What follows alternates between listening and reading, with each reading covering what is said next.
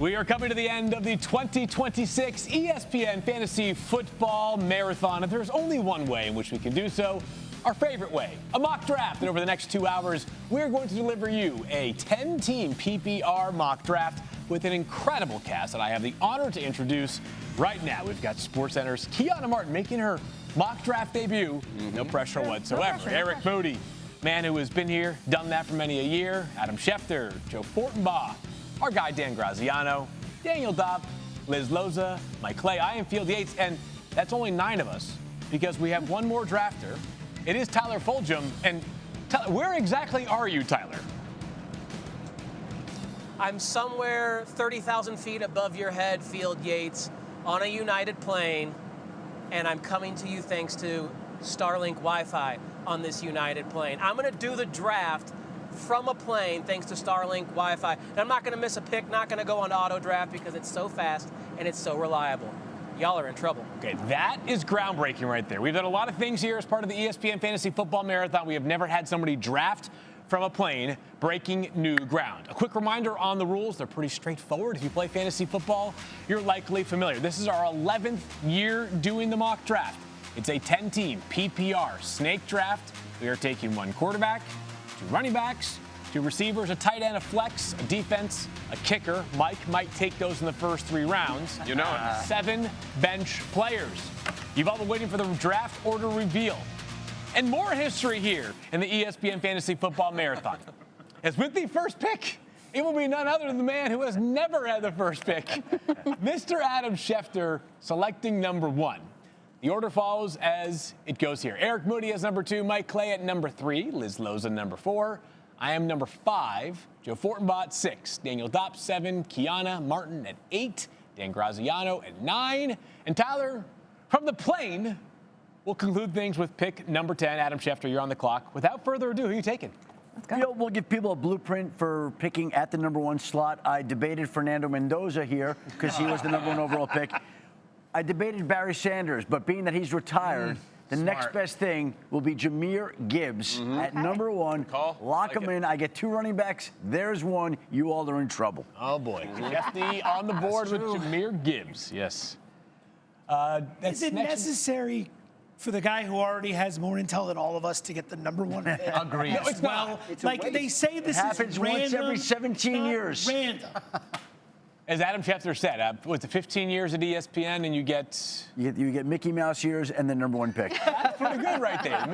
Mickey Mouse ears, valuable to some. Eric Moody on the clock at number 2. I would argue that number 2 is the best place to be in the order because you just take whichever of Bijan Robinson and Jahmyr Gibbs is still available. Do you see it the same way? Oh, absolutely. So Team Moody selects Bijan Robinson. Shocker.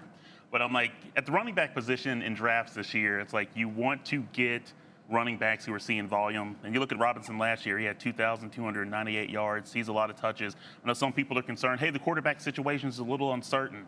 I'm not too concerned about that. I want a running back who's getting touches, or Adam Schefter took Gibbs, so Robinson's a pretty good default. There you go. Bijan Robinson at number 2. Number 3 on the clock is Mike Clay. And before you make your selection, Mike, or even walk us through it, we do have a very special message from a fantasy football enthusiast. Okay. Oh, wow.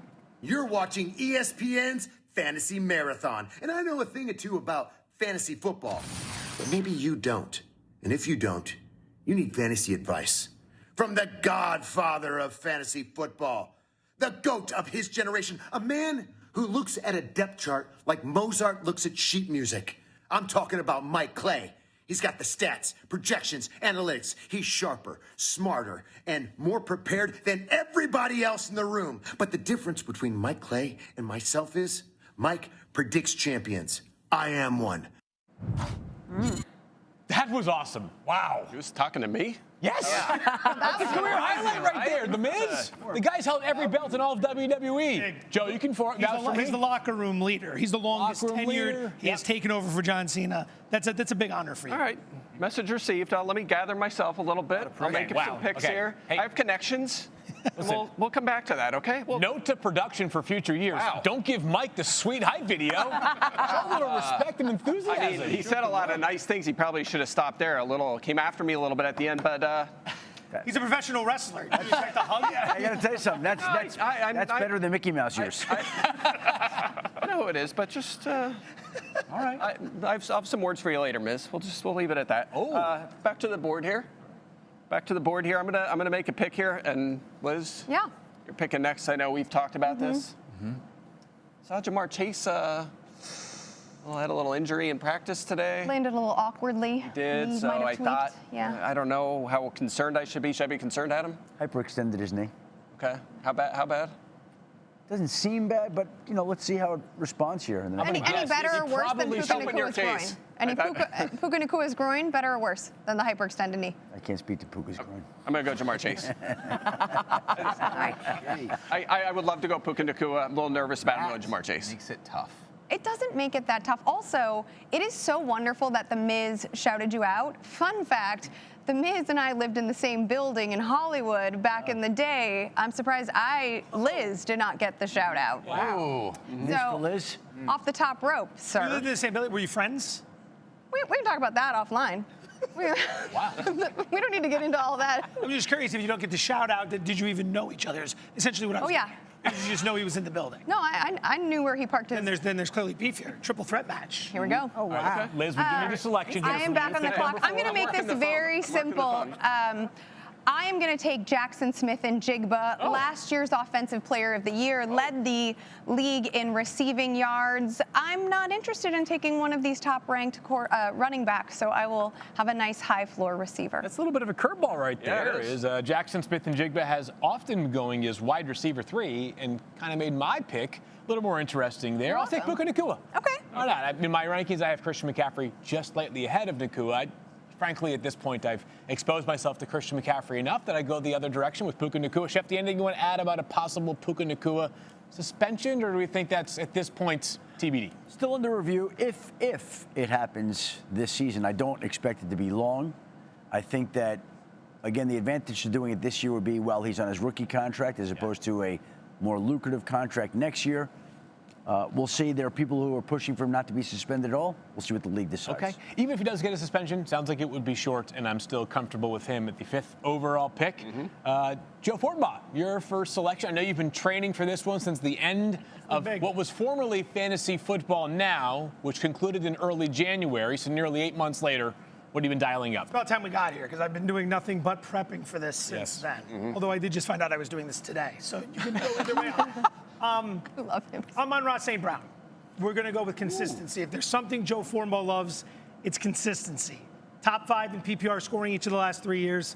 That's how we're going to build out our roster this season. Okay. All right. Dom. All right. I'm really upset at you. First off, that was my pick. I should have had it. Second off, you didn't even give the right stats. The only wide receiver over the last 3 years consecutively with at least 115 receptions. My stats were correct. Only They wide just weren't receiver going as over you the last liked. 3 years with at least 1,250 receiving yards in 3 consecutive seasons. The only wide receiver in 3 consecutive seasons with 10 or more receiving touchdowns. The dude is an unbelievably high floor. I hate you. Daniel. He's also Two Lions off the board. now. That's your He's team. Yeah. Yeah. He's off the clock. You can take Jameson Williams here. I know. Adam. That's his team. Adam, Pacheco is. listen, I've been very, very upfront from the jump. I'm at a spot now where I have Christian McCaffrey looking me in the face, and I'm not taking him. I'm going with James Cook. I love James Cook. He is my RB3. I am out on Christian McCaffrey, and I am also have James Cook over Jonathan Taylor because of all the touches that he had last season. I am more worried Speak about to it, that friend. Colts offense. I am in on James Cook because this kid, 3 straight seasons as a top 12 running back. He was RB6 last year. Didn't I hear they maybe want to get him some more work in the receiving game? As if it could get any better there. I'm in on James Cook. Okay, Over CMC and Taylor. I love the Grab conviction. your heart, guys. Conviction. Yeah. It's my team, not yours. Interesting platter served up for you, Kiana Mark, making your debut pick. That's right. And I thought coming into this, I was just like, all of these top running backs are going to be off the board. I know these experts are going to go straight for them, but I have plenty to choose from here to be on the back end of the first round. And, we're talking about being a homer. Yeah. Oh, hold on. Let's go ahead and make sure we're working here. I'm going to go for CMC as a homer myself, product of Bay Area representing. We're going to go CMC. I think the nails may have caught you there. We got to press it one more time. Moody can help out. There we go. We got it. There we go. We have Christian McCaffrey. When he is healthy, we know that he is the focal point of a Shanahan offense, and I don't see it being any different this year. The only question marks we have is the age 30 years old, but we know what he's capable of when he's healthy. I feel very confident in this one. I'm rolling with CMC. What a steal at 8. I know. It is. Absolutely. Concerned about the power station at all? Not at all. It's a substation, yes. Come on, Joe. I mean, You survived. Get it right. I survived it, You so formally covered them. I did, How and I many survived sprained it. ankles did you have during your time there? None. Wow. Look at that. Maybe it's all a myth. Graz, you're on the clock here at number 9. You never no know how a CMC. draft's going to go. It's all Never know. receivers. Yeah. You think it would be running backs up high, and so I figured I'd end up taking a running back here and then a receiver on the turn, or 2 running backs, whatever. But with CeeDee Lamb sitting here, I'm going to take him and see if I can get my running back on the turn. See what Tyler does from the airplane and what's left over. But CeeDee Lamb, elite #1 wide receiver. I still think he's the #1 wide receiver in Dallas. As big a year as Pickens had. So yeah, happy to get CeeDee Lamb at number 9. Incredibly talented player, and the Cowboys offense, you can say whatever you want about the defense. The offense always hums. But it's now time for the ESPN Fantasy Football Draft Command Center presented by United Airlines. And I guess we'll call him Captain Tyler Fulghum. Your first pick here at number... No, you don't like Put that in his head. No, let's not do that. First class Fulghum, who you got at number 10? Oh, that's good. Economy plus. You guys are my best friends. I love you because you left me with Jonathan Taylor. My friends at United have a slogan, good leads the way. I'd like to lead my draft off by taking not a good, but a great running back in Jonathan Taylor, who last year, before Daniel Jones got hurt, was on his way to being the player of the year offensively in the NFL, on his way to more than 20 touchdowns and more than 2,000 yards from scrimmage. So at number 10, JT, sign me up. There you go. Jonathan Taylor is the final pick of the first round, and it's something we are seeing often in the first round this year. It's an even split between running backs and wide receivers, as was the case in our mock draft here. 5 running backs, 5 wide receivers off the board. The curveballs being that those running backs went a little bit later than expected, but nothing too shocking in the first round overall. Everybody seems happy with their picks, and of course with a snake format, we are right back to the plane, and here is Tyler Fulghum. All right, yeah, I think at this juncture of the draft, if you're in the 10 or if you're in a 12-team draft, 11-12 spot, it's really rich with running back. You can get that running back start, and then forget that for a while as you load up another position. So I'm going to add more good to my running back and go with Kenneth Walker. Ooh. I really think Ken Bone, the Super Bowl MVP, is going to come to the Chiefs and get fed and produce the way Saquon Barkley did the first year he moved from the Giants to the Chiefs. Kansas City paid him, and they are going to use him at the goal line and in the passing game. I think Walker is headed for his best statistical season yet.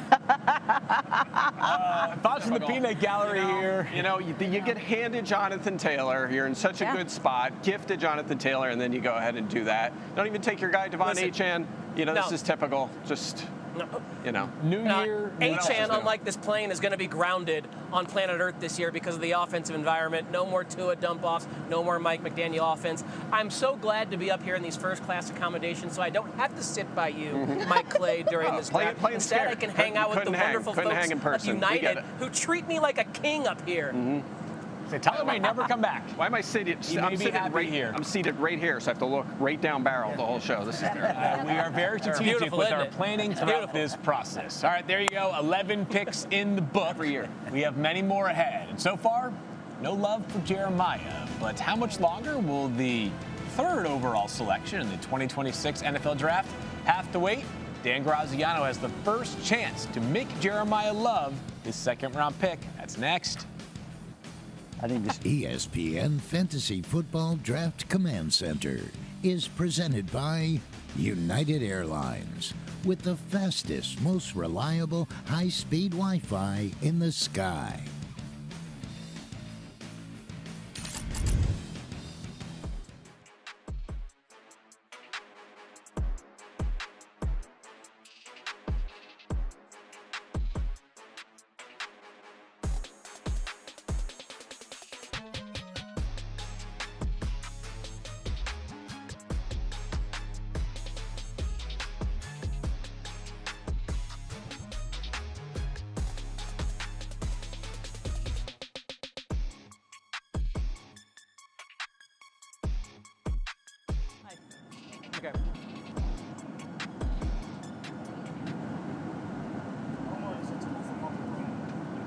All right, it's your boy Tyler Fulghum up here in the sky, 30,000 feet in the air as part of the Fantasy Marathon Draft. My friends at United and Starlink hooking me up, first-class accommodations, and I'm not going to miss a single pick because of Starlink. I'm seeing some questions on the social feed here. This one, if position scarcity and average points per week is the reason why we draft running backs early, why should tight ends like Brock Bowers and Trey McBride not go in the first round? It's a great question. I think in tight end premium, they definitely go. In full PPR, they can be at that back end of the first round. If you think Brock Bowers is going to do what Trey McBride did last year, you absolutely should draft him at the end of the first round, especially in 12-team leagues or deeper. Got another question here from Mr. Steal Your Cornflakes, like the name. Would you rather draft tight end or QB early? Personally, for me, it's tight end. It's positional scarcity. There's less elite value at tight end than there is at running back. Guys like Jalen Hurts and Jaden Daniels are going so much later in drafts than they should, so tight end early over quarterback. All right, B. Shaw, 925. Should I go RBs in the first and second with the 11th pick, or wide receiver, running back? All right, it depends a lot on your format. If you have a 3 wide receiver format, I would get a wide receiver there. But if it's 2 wide receiver, 2 running back, and a flex, just like I did on the Fantasy Marathon, I really think that's a great spot to go running back, 11 and 14 with your picks. All right, with Calvin Austin's injury and an already thin wide receiver room, where's the expectation for Malachi Fields? Worth the dart throw? I think the wordplay there is perfect. Absolutely worth a dart throw. We love taking rookies late, especially in offenses that have little established weaponry beyond the one guy in Malik Neighbors who is coming back from an injury. So if you want to stack with Jackson Dart late, throw a dart at Malachi Fields. All right, Combat Central says, who do you prefer out of the Commanders' backfield, JCM or Rashad? Again, depends on scoring. In full PPR, Rashad is closer to JCM. But we're getting a lot of camp steam that JCM is going to get some actual third down pass game reps. And if that's the case, his ceiling much higher because he is the superior runner next to Jaden Daniels. Veronica, my girl, could Jeremiah Love, Jordan Love, and Colston Loveland be on the same team in fantasy sports? They absolutely could, based on where they're going in drafts. Might be hard to get Jeremiah and Colston unless you're going 3-4 turn there. But if you do, the name possibilities with these 3, Love, Loveland, and Love, I'm in love with the idea of those 3, because I actually do love all 3 this season in fantasy, especially Colston Loveland. He's my favorite tight end to target. I have the highest exposure to him in best ball because I think that Bears offense is going to just absolutely blow up this year. All right, Sports Ball Report. Thoughts on the Emeka Egbuka injury? Is it a concern?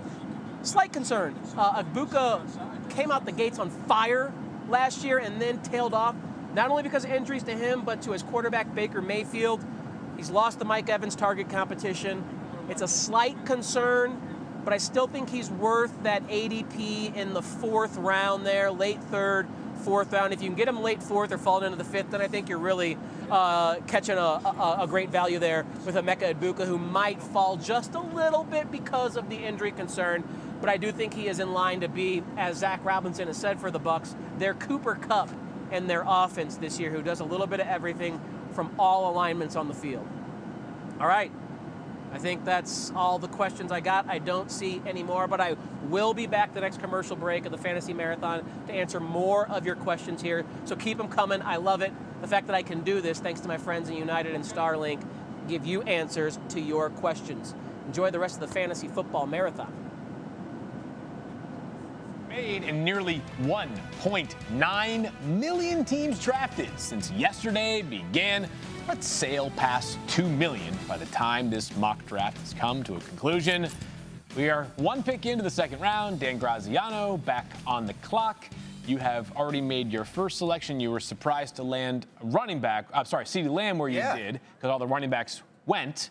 So who you taking here now? And then I thought Tyler would take Jonathan Taylor and Devon Achane, which would have disappointed me. Instead, he took Ken Walker. So I'm happy to take Devon Achane here early in the 2nd round. I understand the concerns about Miami. I don't think they're going to be a very good team. Who else is going to get the ball in Miami? Besides their absolute best player on offense, I think he's going to be heavily involved. I'm excited to have him. High volume running back in probably not a very good offense. A fun game to play is name 3 Dolphins wide receivers. Yeah. Good luck. Difficult to do. I can do that. Chris Bell, Kevin Coleman Jr., Caleb Douglas. I thought his audio was cut off. Tyler Fulghum It was just nailed rhetorical, 3. Tyler. Don't show off. Yeah. By the way, people don't realize this. Tyler is actually in the air right now. He's actually flying right now. Yeah. He is somewhere, I believe, somewhere in Maryland at this point, but he will be flying across. Somewhere over the South Pacific, we'll say. That would be nice. That's fine. Not accurate, but it would be nice. Kiana's back up for her second pick. What do you got, Kiana Martin? You know, I thought that me and Dan Graziano were friends. Yeah. You know, Well, now. you know, until we got here in this war room, and now I see that it is in fact war. So because of that, I really want to go heavy on the running back position because I understand how this draft. Wait a minute, that was too much of a reaction right there. Oh, yeah. I'm in. I'm gonna go ahead and go with. We're working on it. Don't worry, Ashton Genty. Ooh. I'm not too concerned with the injury news. Adam Schefter got any You're good. I updates think you're for me? okay.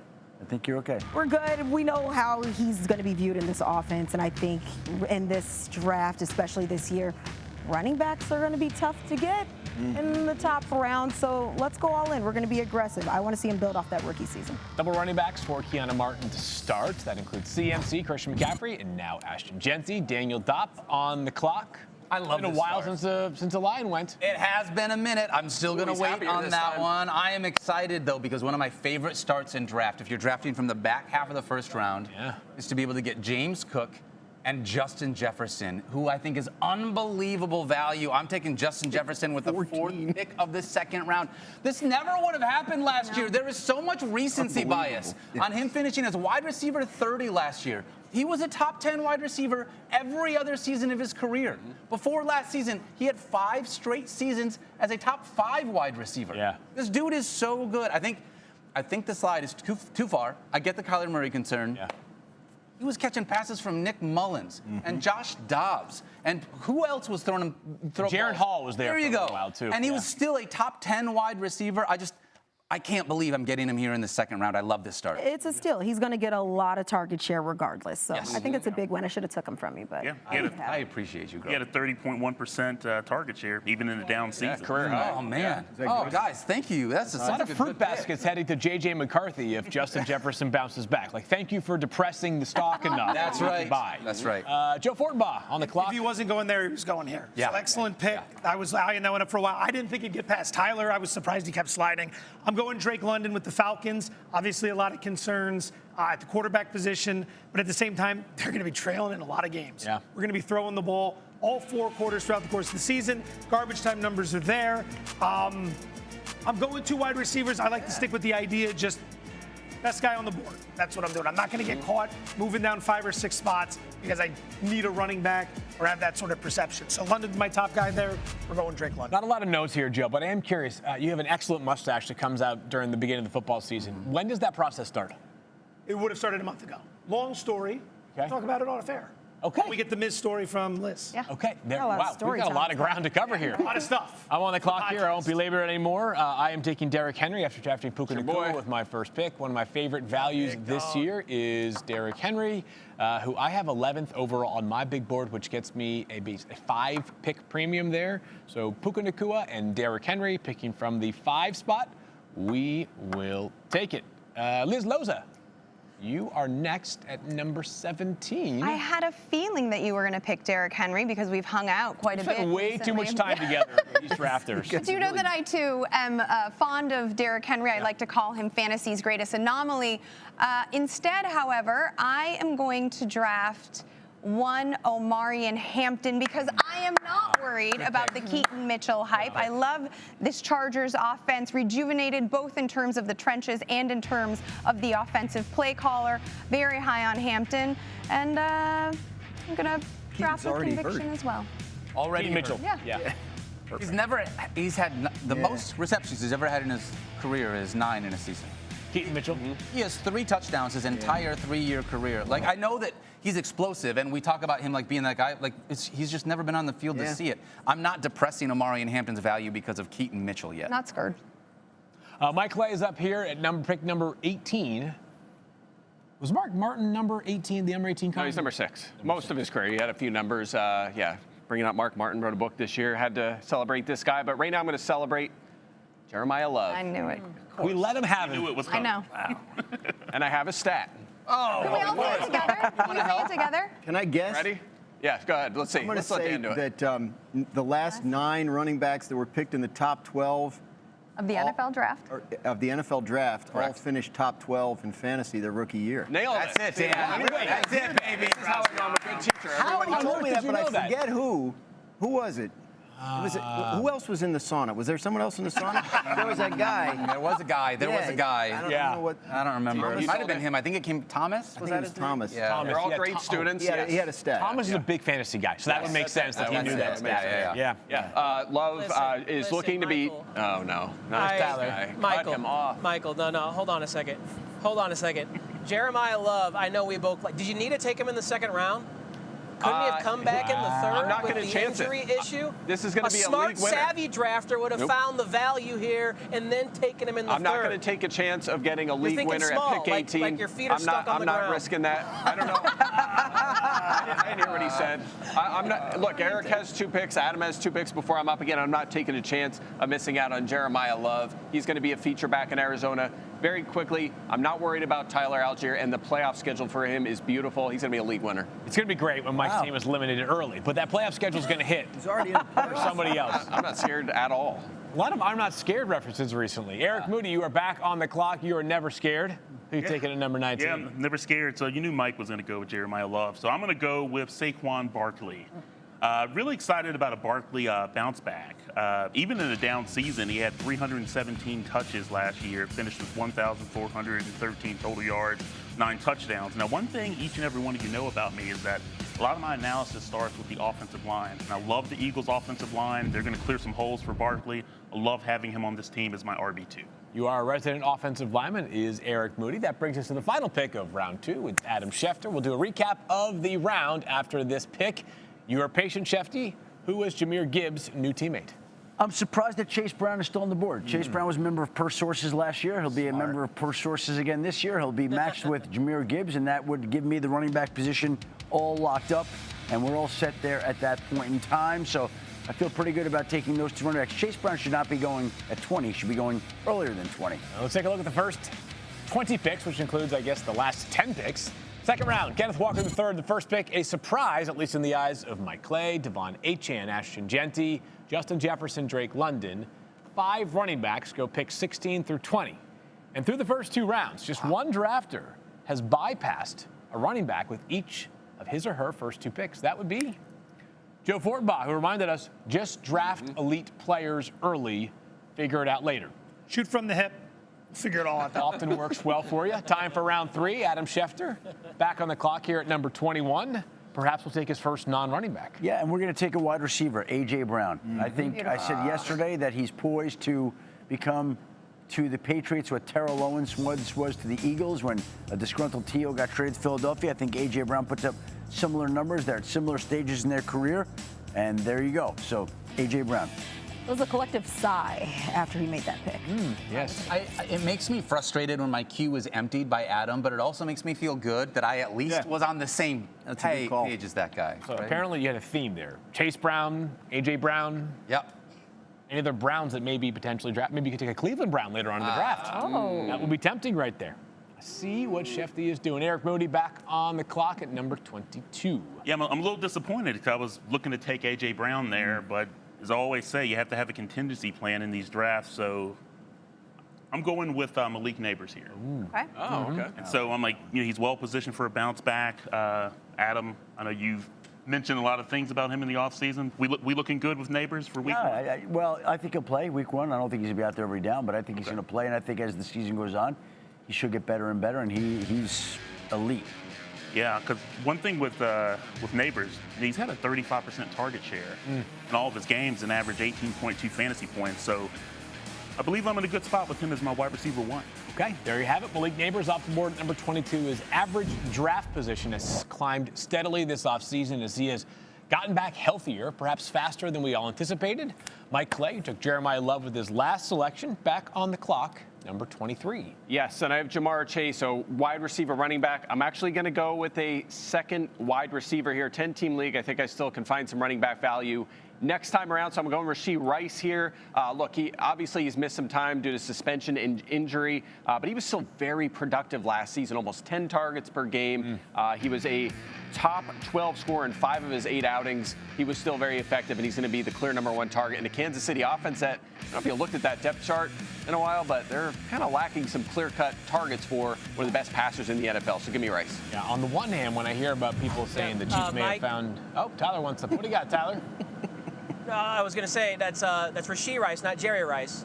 Okay, they got Kenneth Walker there, so they're going to be running the football more. It's not Jerry Rice that you took. You realize that, right? Yeah, I realize that, Tyler. Again, I don't know how we can. Okay, he's not even in the room, and we can't cut his audio off. We cannot cut it off. No. You have this giant desk to yourself here. There must be a button there. Look, 3 iPads. I believe one of the iPads allows me to control his audio. Want to see you do well. Yes, the internet is too strong up there. That's right. There we go. Liz, you are up. Yeah, I did something that I have not done in any mock, and that's take Brock Bowers, who's my #1 ranked tight end. I like to normally take a running back here, but I'm not really confident in any of these, and maybe it's the Svengali that Joe Fortenbaugh is putting into the air, but I agree that I just have to take the best player available, and in my estimation, that is the focal point of the Raiders offense. I have no idea what Svengali means, but because Liz said it, I know that it was used in the correct context. Also, what a beautiful projection that was for Brock Bowers. 99 catches for 999 yards. Is that really the projection? Who does that? Right there. I think Tyler does it. As long as I don't finish ninth, that's fine. 7 touchdowns, unfortunately. Brock Bowers, the first tight end off the draft boards at number 24 overall. The other tight end who's in that argument for the best in the NFL, still waiting to hear his name. How much longer until Trey McBride has a home?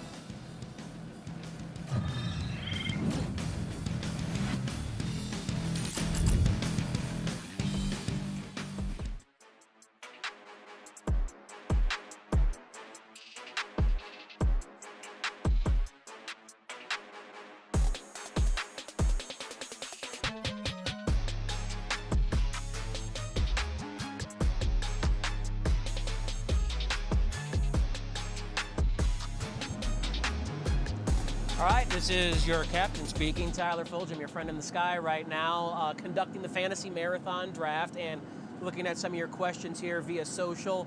Got this one from Mr. Steal Your Cornflakes. How long can I realistically wait, I should say, to draft a wide receiver if I wanted to stack up on RBs? I would not start with 3 RBs. On your 3rd round, if you go RB in rounds 1 and 2, that's when I would try and get at least 1 wide receiver, maybe go back to running back in the 4th round and kind of call it quits for a long time after that. But I would not try and go 3 straight RB picks. I would get a wide receiver in the 3rd round. Is Mike McDaniel being gone that big of an impact on Devon Achane?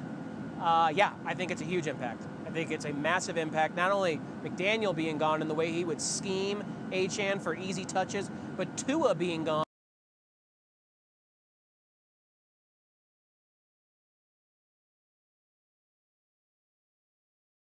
as often.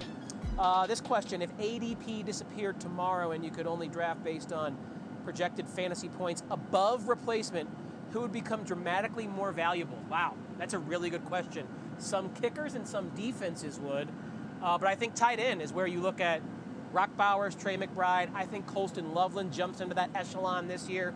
Those guys compared to the rest of the field, the ceiling they can access is that of like a wide receiver 3, 4, or 5 overall finish. So I think that's the position that stands out to me most. All right, James is asking this question. If every starting RB in the NFL retired at the exact same time, which handcuff would finish this season with the most fantasy points? I think that's Blake Corum. The Rams have one of the best rushing attacks in the NFL. They should be a good offense again with a great defense. They should be in a lot of positive game scripts. And if Kyren is gone and Blake Corum soaks up all of that usage, that could be an epic season for Blake Corum. He'd be my #1. This coming from Nick Tron. Should I draft Jonathan Brooks over Chuba Hubbard if they're available? I think more often, yes, you should draft Brooks because the upside is what you should be swinging for. You shouldn't be swinging for the safety and the floor of Chuba Hubbard. You should be swinging for the upside of Jonathan Brooks, especially if he's your RB3 or RB4 and you've already covered your locked-in starters at the beginning of the season. Brooks could be a fantastic late-season hammer for you. All right, thoughts on Dejon Stribling, one of the most talked about rookies this year, with Evans hurting. Is it a rocket ride? Well, his ADP has been a rocket ride. Holy shnikes. That thing has skyrocketed past this plane that I'm flying on right now. It looks like he's going to have opportunity. Evans is old, CMC and Kittle are old. If they get hurt, Stribling could become the focal point of this offense, and he was the number 33 overall pick. Don't forget that, tied to Brock Purdy and Kyle Shanahan. All right, when considering Aaron Rodgers' 2025 average depth of target being a career low, should Michael Pittman be drafted over DK Metcalf? It's a good thesis. The difference here is we have a completely different offensive architect. Mike McCarthy in, Arthur Smith out. So I wonder if McCarthy is going to devise ways to use DK Metcalf in the shorter areas of the field. I think both can succeed. I would still draft DK Metcalf over Michael Pittman because of the explosive ability to take a short pass and take it 60 yards of the house. Pittman just doesn't have that, but they could both beat ADP this year if Mike McCarthy devises a good offense and they run a lot of 11 personnel. All right, another question. You know what? We'll call it for questions right there. I will be back after the next commercial break. I'm coming up on my 3rd and 4th round pick at the turn. I have an idea of what I want to do here. Remember, I already have 2 running backs, so not looking there. Probably need to add some pass catchers. Could I take the first quarterback? Something to consider. I'll see you back here on the other side.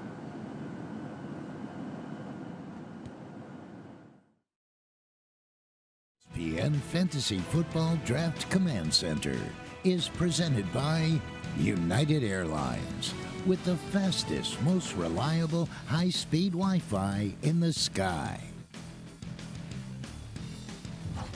We have gotten a lot done since yesterday morning. That's right, Monday morning. In that time, 1,932,000 plus teams have been drafted on ESPN Fantasy, the #1 app, the official app, fantasy app of the NFL. We are now 2.5 rounds into our 10-team PPR mock draft. I am on the clock with pick number 25 back here from break. So far, I've got Derrick Henry and Puka Nacua on my roster. I think I have a real shot of having wide receiver 1 on my roster, an outside shot as running back having running back 1 on my roster, and a really strong shot of having tight end 1 on my roster. As I take Trey McBride just after Liz Loza took Brock Bowers. I've gone back and forth on these 2 players. Which one deserves to be tight end 1? I'm not sure we need to waste too much energy deciding between those 2. But Bowers, who set the single-season tight end catch record last season, could be in that same territory this year. The clear-cut best pass catcher on an Arizona offense that is going to be playing from behind a ton. Phil, did someone just bring Tyler a cookie in the middle of your pick? Excuse me.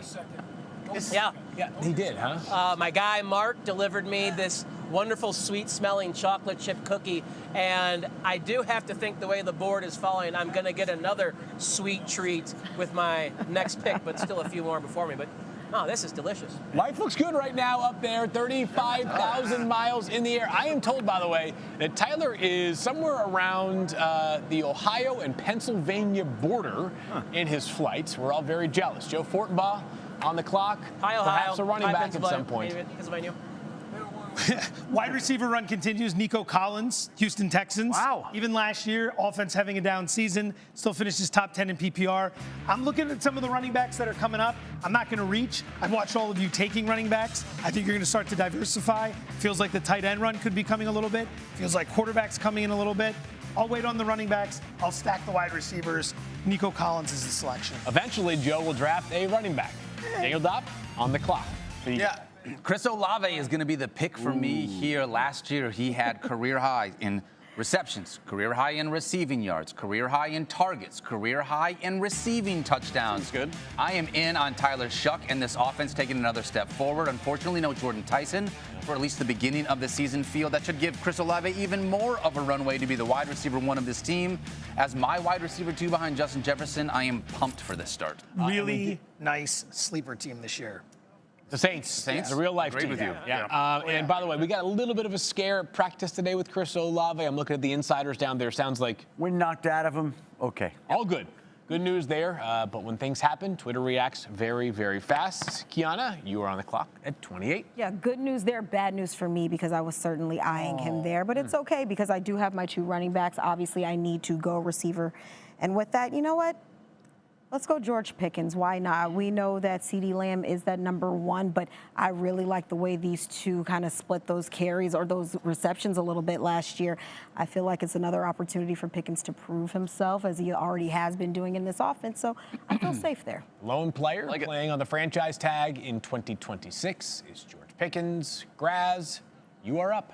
And the glasses are on, which means it's getting serious here. That means my contacts were in for too long and they died, so they had to go. Going running back here, Oh boy. I'm going Breece Hall. I think he's going to be good for week 1.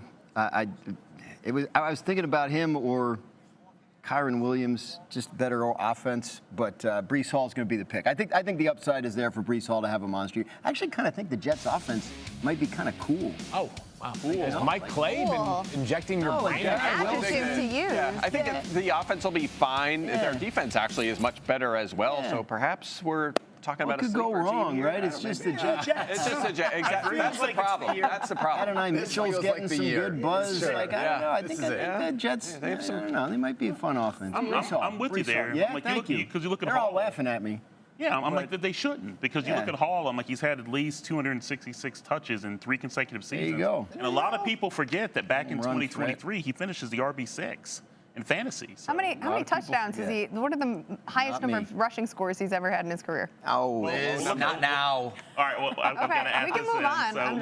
So look at the offensive situation. It is the Jets. So you look from 2022 to 2025. He ranks 15th in rushing yards. But what's fascinating is that the Jets, out of all those teams, those 15 teams, have the lowest winning percentage. So he could have a little bit more upside in the touchdown department with Geno here. But the Make this Rutherford tonight, Field. Come on. The answer is, with apologies to Jaden Daniels, 5 is a career high of rushing touchdowns in a single season for Breece Hall. 29 picks down. It's now time for the ESPN Fantasy Football Draft Command Center, presented by United Airlines. And somewhere over Ohio or Pennsylvania, we find Tyler Fulghum, who has a cavity coming after that delicious sweet treat. Mm-hmm. You have your third pick coming as well.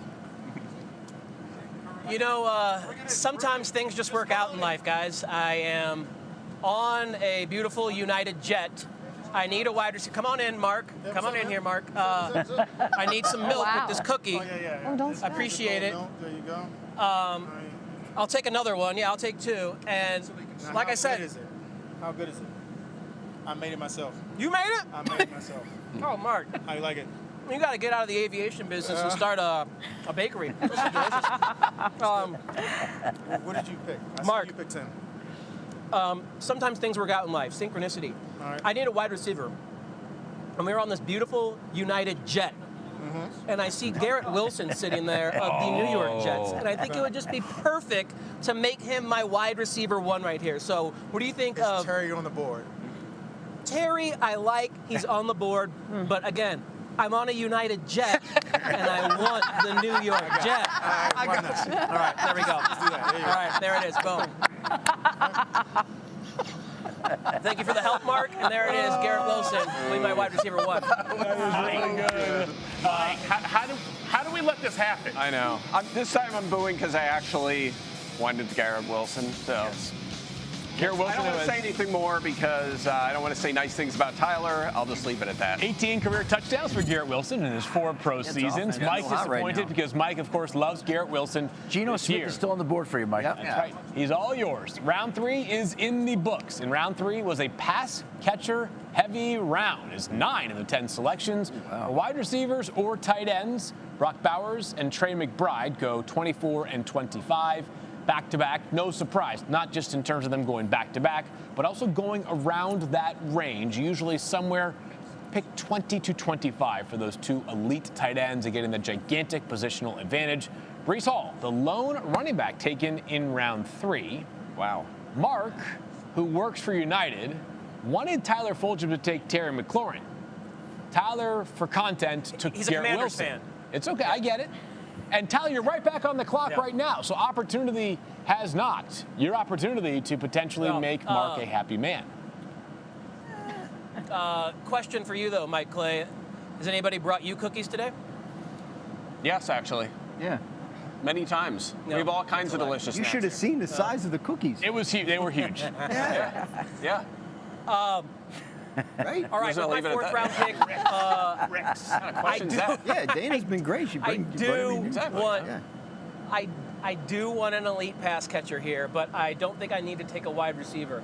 I am going to take a tight end who I think could surpass even Brock Bowers and Trey McBride as the tight end one, because I don't think I'm going to get the opportunity when I come back 20 picks later. So it is Colston Loveland, Chicago Bears tight end. Wow. You know how I feel about this Bears offense when Ben Johnson is telling the world, I want to set a record for most points per game, and Colston Loveland might be the focal point of this offense. So for me, this was easy. Colston Loveland, I could have the tight end one in the fourth round.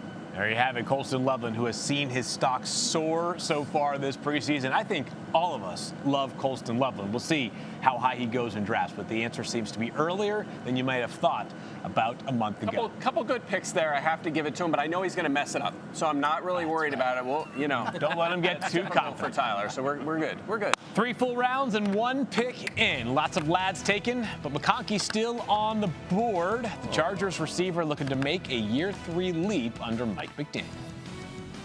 Lad, I see what you did. Hey there, Tyler Fulghum.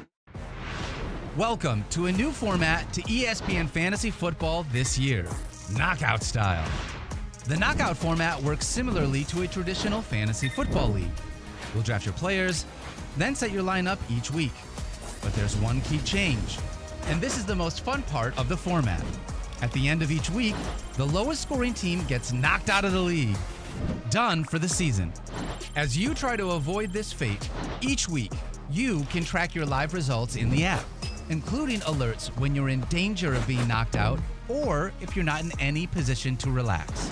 The team knocked out has all of its players released into the free agent pool, available for anyone to claim alongside all of the usual weekly pickups. Consistent players are paramount, and fab budget management is critical. One knockout happens each week until season's end, when the final team to avoid elimination is crowned league champion. Can you last long enough to be the last team standing?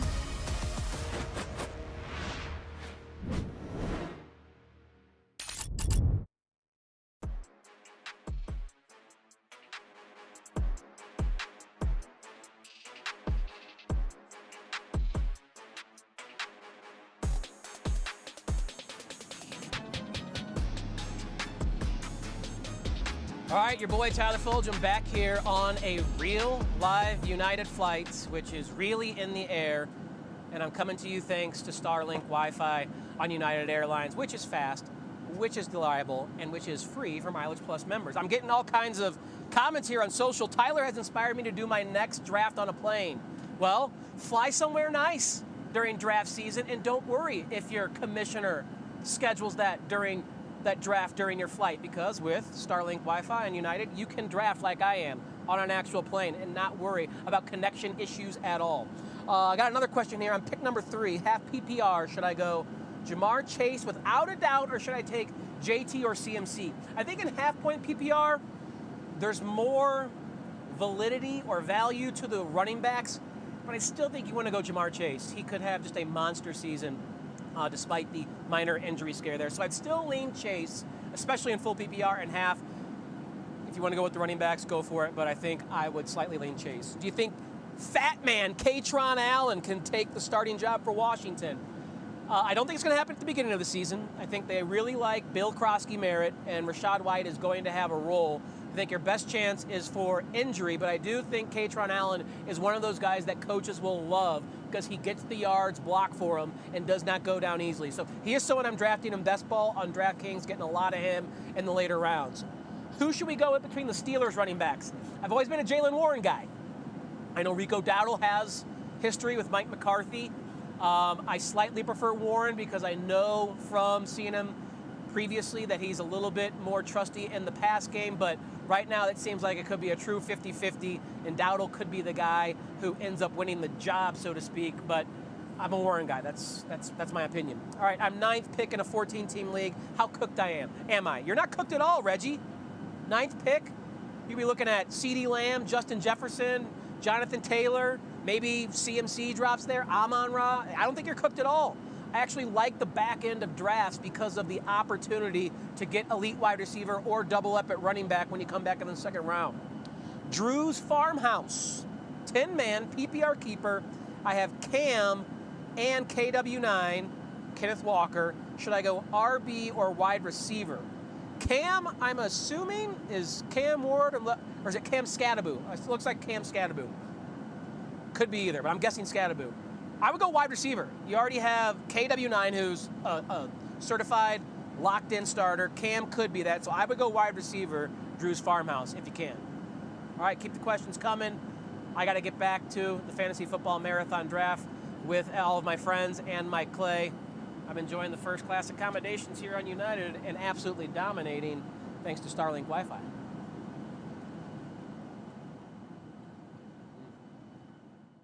Yeah.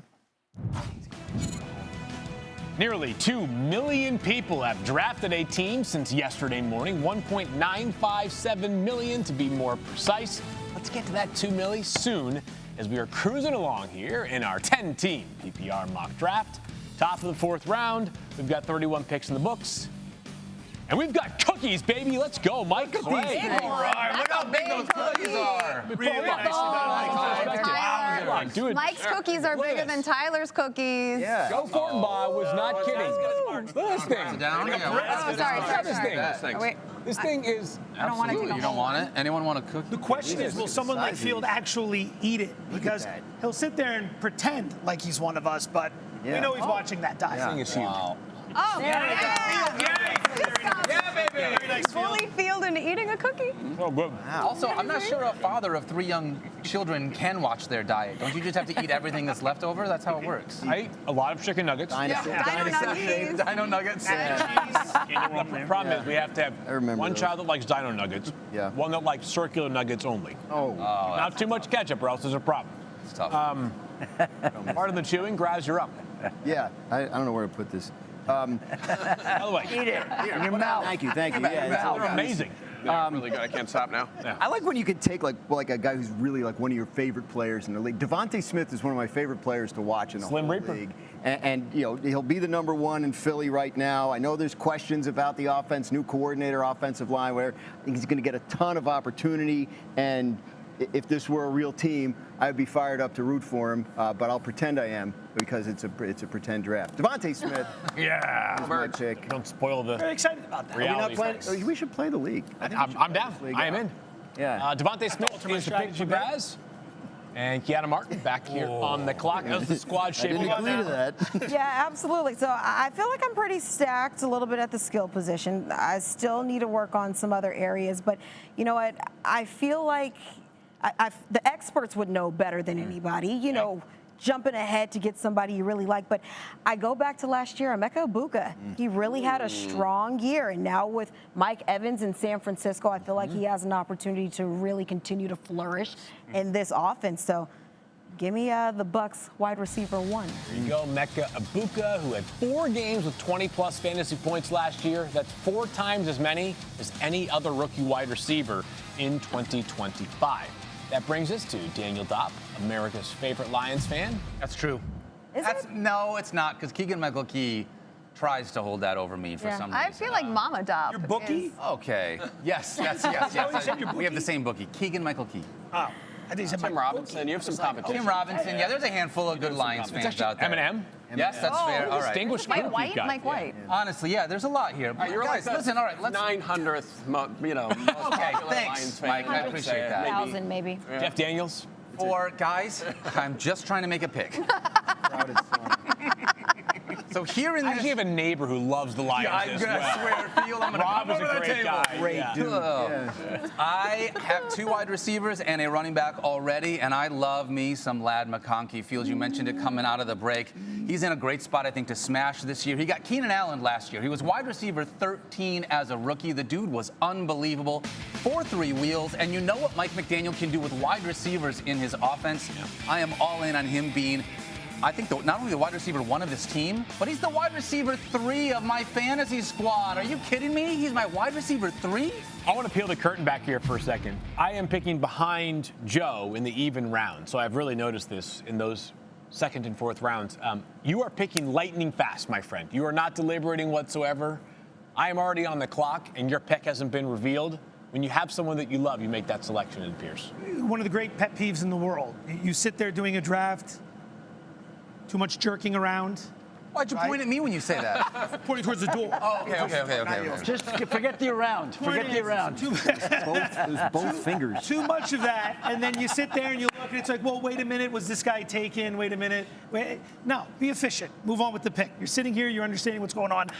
Last time, pick 3, wide receiver, wide receiver, wide receiver. I was gambling. I looked at the rest of the rosters, figured not many people wanted to take a running back the rest of the way. 8 picks after me, 1 running back in the next 8. That leaves Javonte Williams from the Cowboys. Took you long enough to say that. Over 1,300. Here. We're going to use up some air now. Now we're going to get the most microphone. efficient answer that we've heard from. No, not at all. I know the producers want you to give the name first and then the analysis. Yes. I figure here we're going to do a little curveball. We're going to keep everybody on ice. Yeah. But over 1,300 yards last year, you finally give the guy 250-plus touches. What do you get? Double-digit touchdowns. You get over 1,300 yards. So in that Cowboy offense, there's going to be a lot of opportunity to score. Javonte Williams is the selection. There he is. Javonte Williams broke out last year, got a new contract from Dallas as a result of it. I am up in pick round 4, pick 36. And I'm taking a running back as well. It's Josh Jacobs, the Green Bay Packers running back, who I now have him and Puka Nacua, which could mean that week 1 could be a very difficult week. As I think, Adam Schefter, that you mentioned on your podcast, the great Adam Schefter podcast, that perhaps Josh Jacobs could be subject to some discipline as well early in the season. It could go into the season. It could not even happen at all. Again, there are people around him who don't believe he's worthy of that. It's a question of what the league decides. Yeah. It's hanging out there. There is no clarity just yet, but it is a unresolved situation that everybody is waiting to hear the answer on. I'm not guaranteeing there's clarity by this date, but the NFL in prior years has certainly worked hard to determine discipline by the 53-man roster cutdown. That's this Sunday, so we'll see whether we have any information on guys like Puka Nacua and Josh Jacobs. But Josh Jacobs, last year, prior to getting hurt, was awesome. 20-plus fantasy points per game. He was amongst the busiest running backs in all of the NFL and one of the premier touchdown scorers in the league. Liz? I went ahead and selected Travis Etienne. Yep. Bit of a homecoming for him. Going to New Orleans, but coming off of a resurgent effort in Jacksonville, career-high 13 total touchdowns. I love this opportunity, and as Adam reported earlier, Alvin Kamara dealing with a knee issue, which could benefit Etienne in terms of volume to start the season. That's correct. Travis Etienne got a nice contract this offseason from New Orleans. Mike is up in just a moment. But before you pick, Mike, we have yet another message. Yes, hello, Clayhausen. It is I, Danhausen here, very nice variable, and I'm here to uncurse your fantasy draft. And I'm here to curse Tyler Fulgham's teams, his fantasy, cursed. The Mizzy's fantasy draft teams, double cursed, and at no extra charge of human monies. That's on the house. So, everyone else will suffer except for Clayhausen. So just enjoy it, and good luck to all of you, except for the Mizzy Tyler. Okay, see ya. Hi, The Miz. You're cursed. Let me explain something to all the Danhausen lovers out there. There is no curse. There never will be a curse. Curses are for people who need good luck. I don't need luck because I am that good at fantasy football. That is amazing. What happened to you? What is happening? Yeah, the curse is on now, The Miz. We're ready for you, and I don't really need a curse. While you're throwing guys through tables, I'm working the depth charts and the projections and get ready to crush you in fantasy football. And to prove to you that I'm serious, I'm going to offer something no one really knows is about to go down right now. I'm going to offer you a spot in the FFC Fantasy Football Countdown Fantasy League for the 2026 season. If you want to talk a big game, come join us on Sundays, and we'll see how you do in the crowd. Wow, The Miz. The offer has been extended from Mike Clay, who has... We'll see if he shows up. A testament to the great Danhausen, a jar of teeth. That's right. It's his customary gift for his visitors. Yeah. Yes. And Michael Cole, amongst the recipients of that jar of teeth. Joe Tessitore as well. I have to fight him in the fantasy football streets because, I can barely hold this thing. It's so heavy. This belt is so heavy.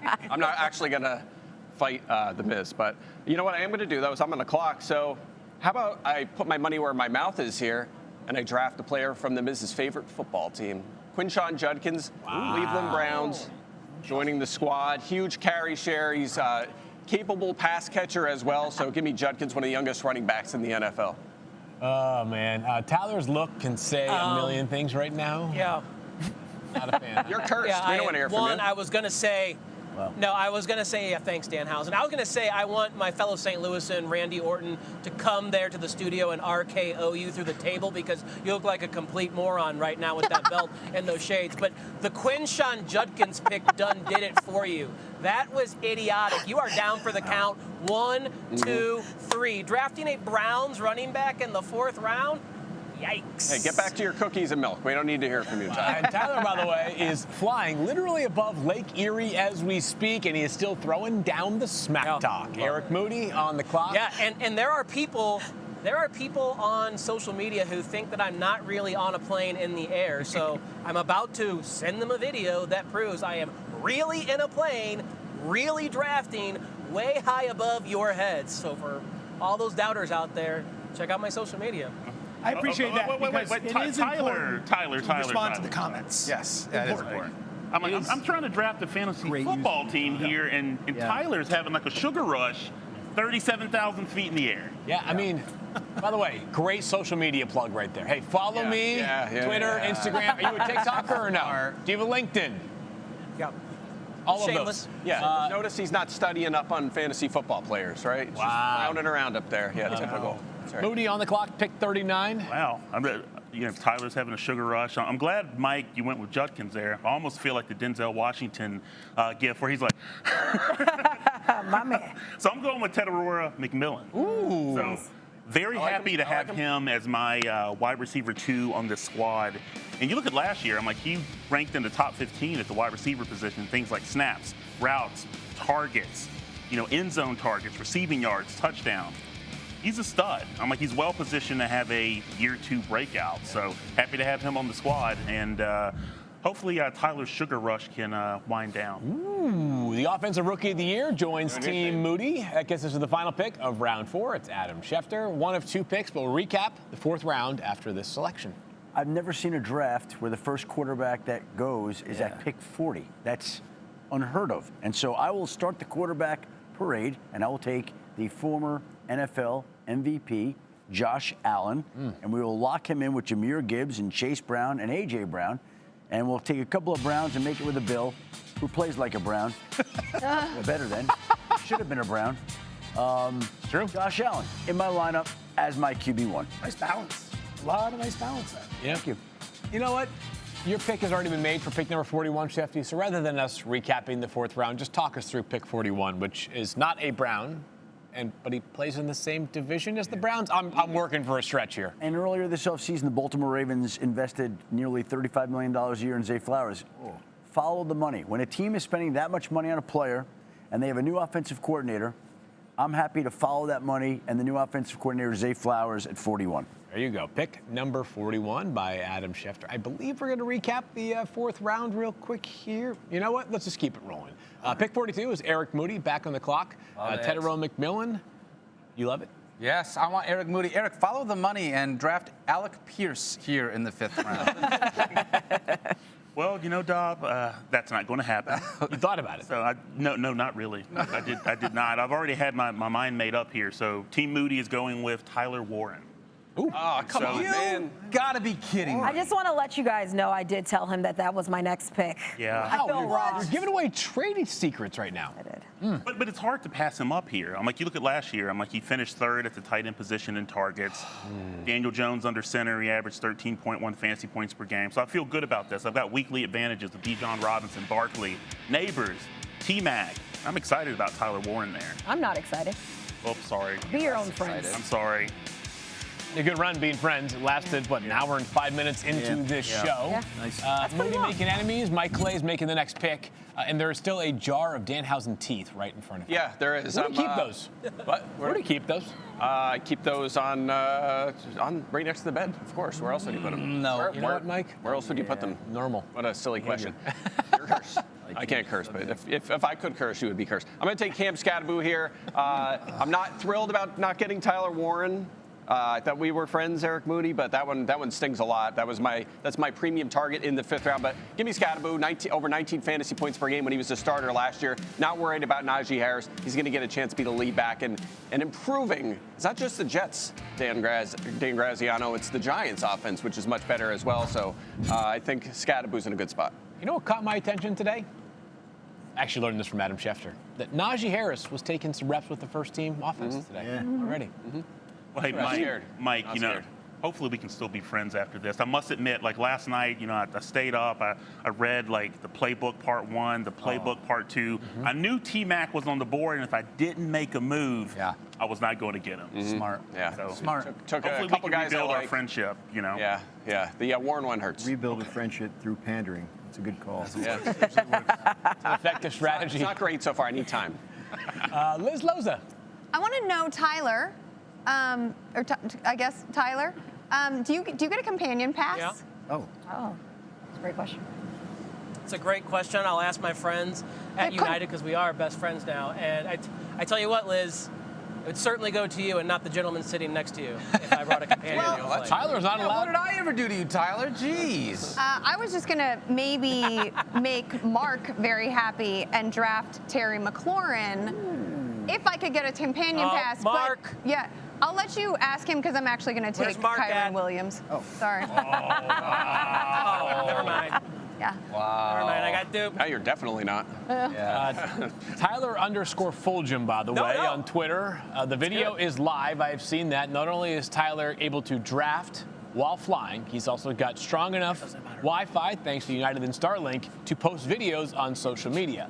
Kyron Williams goes pick number 40. You also like Blake Corum a lot. We'll talk about that more later if he does, in fact, come off the board. Shefty made the first quarterback pick. It was Josh Allen. Could a run be upon us? Is Jalen Hurts still amongst the elite fantasy options at that signal caller position? We shall see for that new look Philly offense. Fantasy football season is here, and we have big news. ESPN Fantasy is now the official game of the NFL. When you get the link to join an ESPN Fantasy Football League, just tap Join League in the app and find your invite. There you'll find player rankings, projections, and cheat sheets from ESPN's experts to optimize your draft strategy. Then comes the most exciting day of the year, Draft Day. Our live draft board in the Fantasy app upgrades your draft experience. Once your roster is set, access draft grades to see how our ESPN experts think you perform. Download the ESPN Fantasy app or go to espn.com/fantasy to get started today.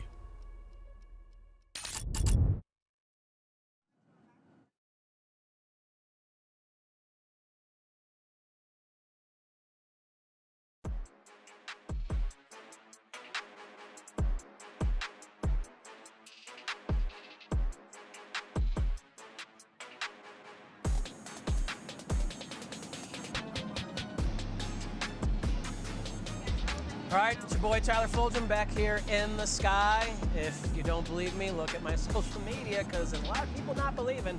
It's true, thanks to Starlink, I'm with you and United. Taking your questions here on the digital broadcast, and they've been really good. I'm really happy with the quality that you guys are asking me. This one coming from Renz, 2619. Do you go double RB or wide receiver RB? I have the 8th pick. That one's close, depends on how many teams in your league and depends on PPR, non-PPR. I think that's a good spot at 8 to go wide receiver and then RB because you can probably still get one of Justin Jefferson, CeeDee Lamb, or Amon-Ra St. Brown. But if those guys are gone, I'd go RB. How does the size of the league affect how you draft? That's a great question. The bigger the league, obviously, the more diluted the teams get. So you want to determine, do you need to have 2 running backs or go wide receiver based on how many starting positions that you have in your starting lineup. So it's really important to understand the dynamics of 10-team versus 12-team versus 14 and bigger. Who are 3 late-round flyers that you expect to drastically crush ADP? All right, A.D. Mitchell, Jets wide receiver. I love Jets wide receivers. Terrence Ferguson, Rams tight end. And I'll give you a running back as well. How about Jonah Coleman? Rookie for Denver in a great offensive environment, and if J.K. Dobbins has another injury, which we hope doesn't happen, but he has been injury prone, he could step into a very big role in that Sean Payton offense. All right, I like drafting backup QBs and tight ends in case something happens. in my league.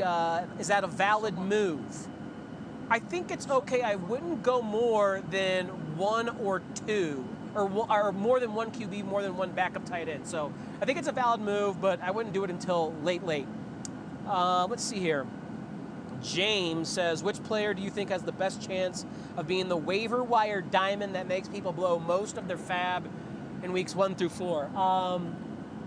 Gosh, that's a good question. I think Terrence Ferguson, tight end, is up there. He could be immediately thrust into a big role in Sean McVay's offense. Who's a rookie? Maybe a Jacoby Lane of the Baltimore Ravens. If he immediately emerges as a complement to Zay Flowers, he could be a guy people go all in for. What do you think of Christian Watson this year? I think he's a little expensive. I think they have 4 capable pass catchers, Tucker Kraft included. I do think they'll throw more, but I do think the price has gotten a little expensive. You're kind of buying him at a price that is indicative of production he hasn't shown yet in the NFL. Not that he can't, but he hasn't shown yet. What are your thoughts on skipping a wide receiver like Puka or Jamar in the early part of the draft due to how quickly the RB1 options fall off? It's a legitimate concern. I would not pass if I had the 3rd or 4th pick on either of those wide receivers. I don't think CMC, JT, or any other running back is worth taking at pick 3 or 4 over Chase or Puka. Now, if Jameer or Bijan falls to 3 and 4, absolutely. Is Travion a good pick as he drops in ADP? Yes. Travion showed an elite ceiling. He has tremendous contingent value if something happens to Ramondre. Already good standalone value as well. Should get better 2nd year. I think Travion has great value at his ADP.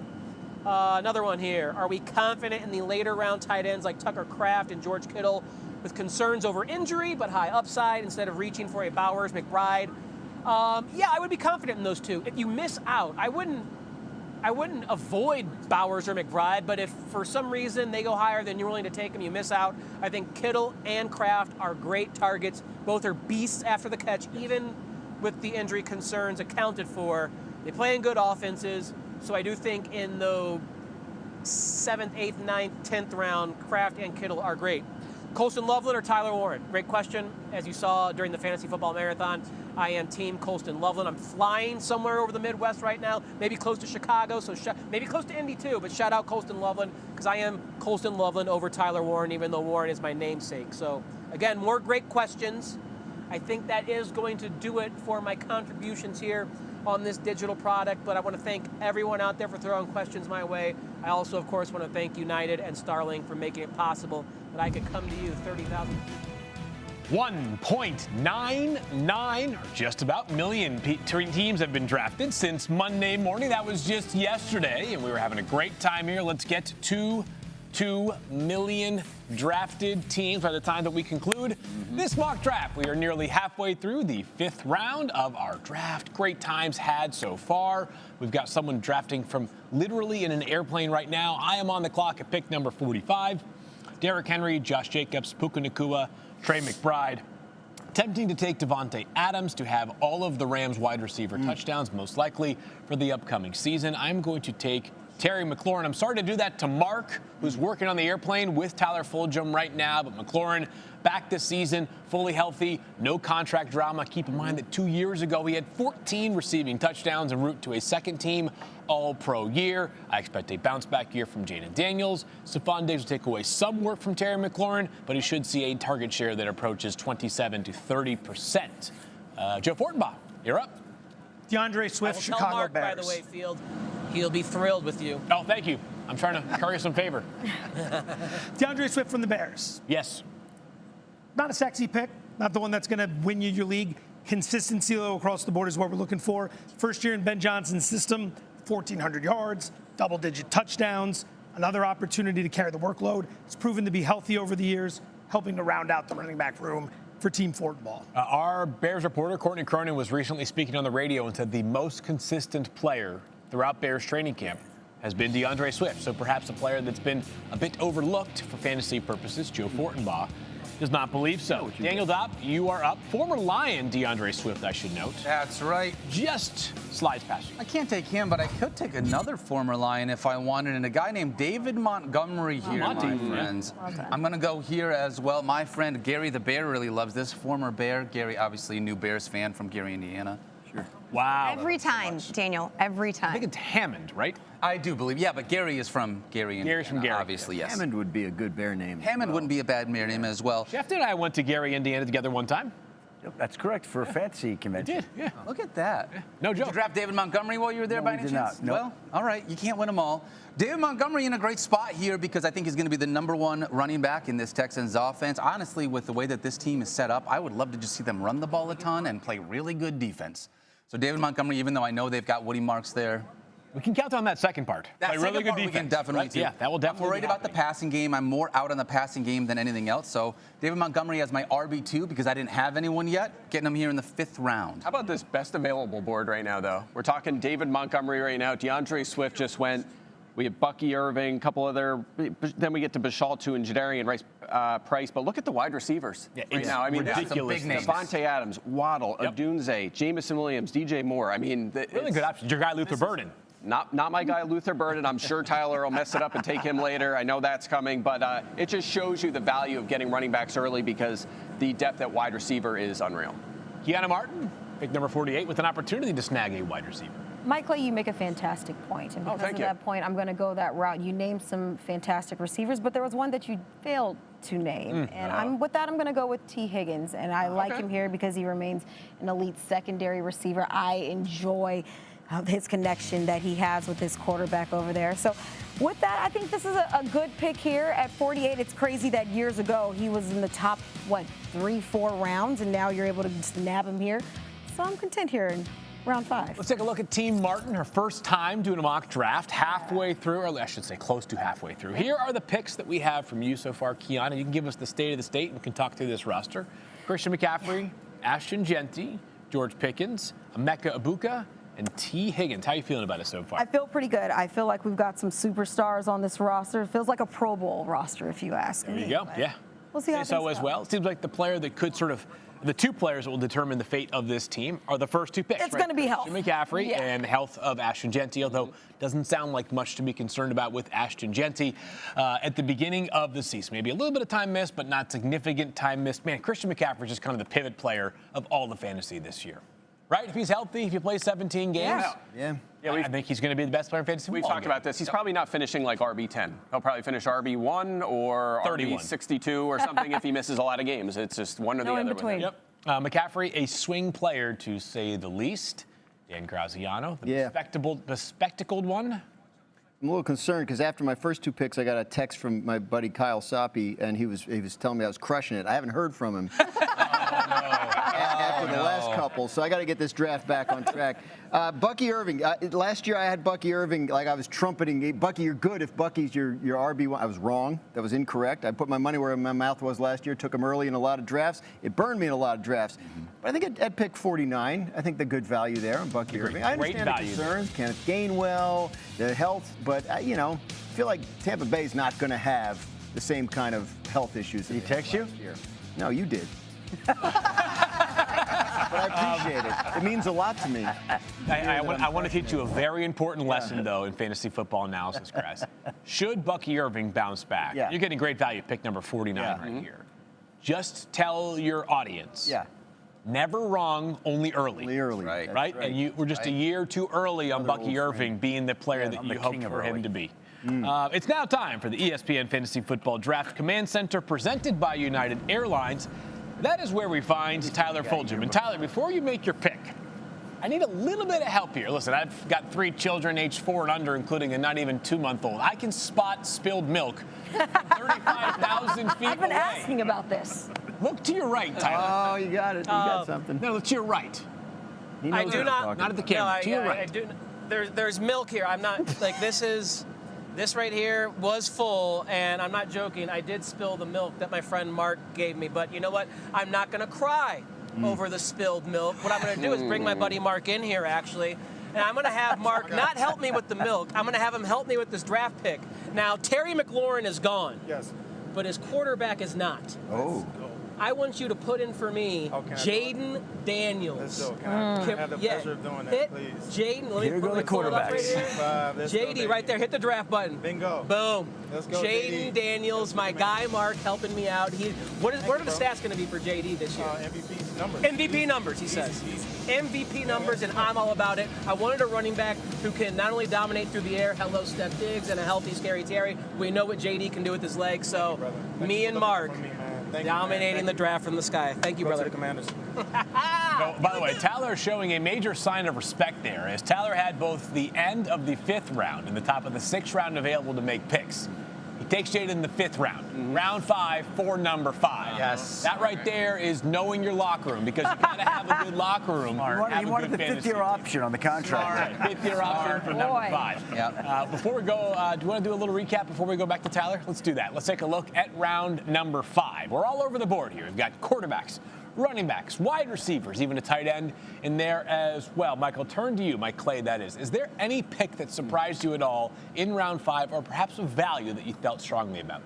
Value, I love Tyler Warren. I've talked about that. Jaden Daniels in the 5th round of a 10-team league is too early as far as I'm concerned, but not surprised coming from Tyler. I mean, that's just what you expect. I mean, his draft has really been so bad. I just got a push alert here from Adam that says Allen Robinson actually decided to retire a 2nd time just because it's been so bad. That's a callback you might remember to. Second round Robinson, yes. Yeah. So it's been a rough go. But I would say that's the one that's the reach so far. Okay, Jaden Daniels a reach. Well, the person who gets to tell Mike that he's wrong about that analysis is Tyler Fulghum. Right back to you for the first pick of the 6th round. Yeah. Listen, I understand what Mike is saying there, but I would have no opportunity to get JD coming back in the rounds after this, so I had to reach a little bit to get the guy I wanted. This is not a reach, my next pick. You're right. Wide receiver is rich right here. There are tremendous options. There's my guy, Devontae Adams. There's my guy, Luther Burden. There's my guy, J-Mo. But I'm going with Jalen Waddle, the Broncos' new wide receiver 1. He is going to do in a Sean Payton offense what he could have done in a Mike McDaniel offense without Tyreek Hill and a capable quarterback, because Tua wasn't that last year. But Jalen Waddle this year I think is going to absolutely ball out. He's my wide receiver 2, and those projections from Mike Clay right there I think are absolutely light. This guy, as long as he stays healthy, should go over 1,000 yards, should catch well more than 77 passes. I think he's a great complement to Garrett Wilson as my wide receiver 2 on this dominant team. Hold on. There must have been something. Wow. Oh, wow. Wow. That's good. First half, not gonna lie. Yes, there we go. He was feeling good about himself for a second. No, Mike, you totally had us all, audience included, gripped and captivated. We knew something. There was something funky in Mike's milk that he was drinking apparently there for a second. All right, Tyler's made 6 picks. The rest of us have made 5. We have still much more action ahead of us, and only 2 quarterbacks taken. Lamar Jackson beat the 3rd off the board. He's got a new offensive coordinator. He feels rejuvenated. Going to bounce back MVP season be in the offing. ESPN Fantasy Football Draft Command Center is presented by United Airlines, with the fastest, most reliable, high-speed Wi-Fi in the sky.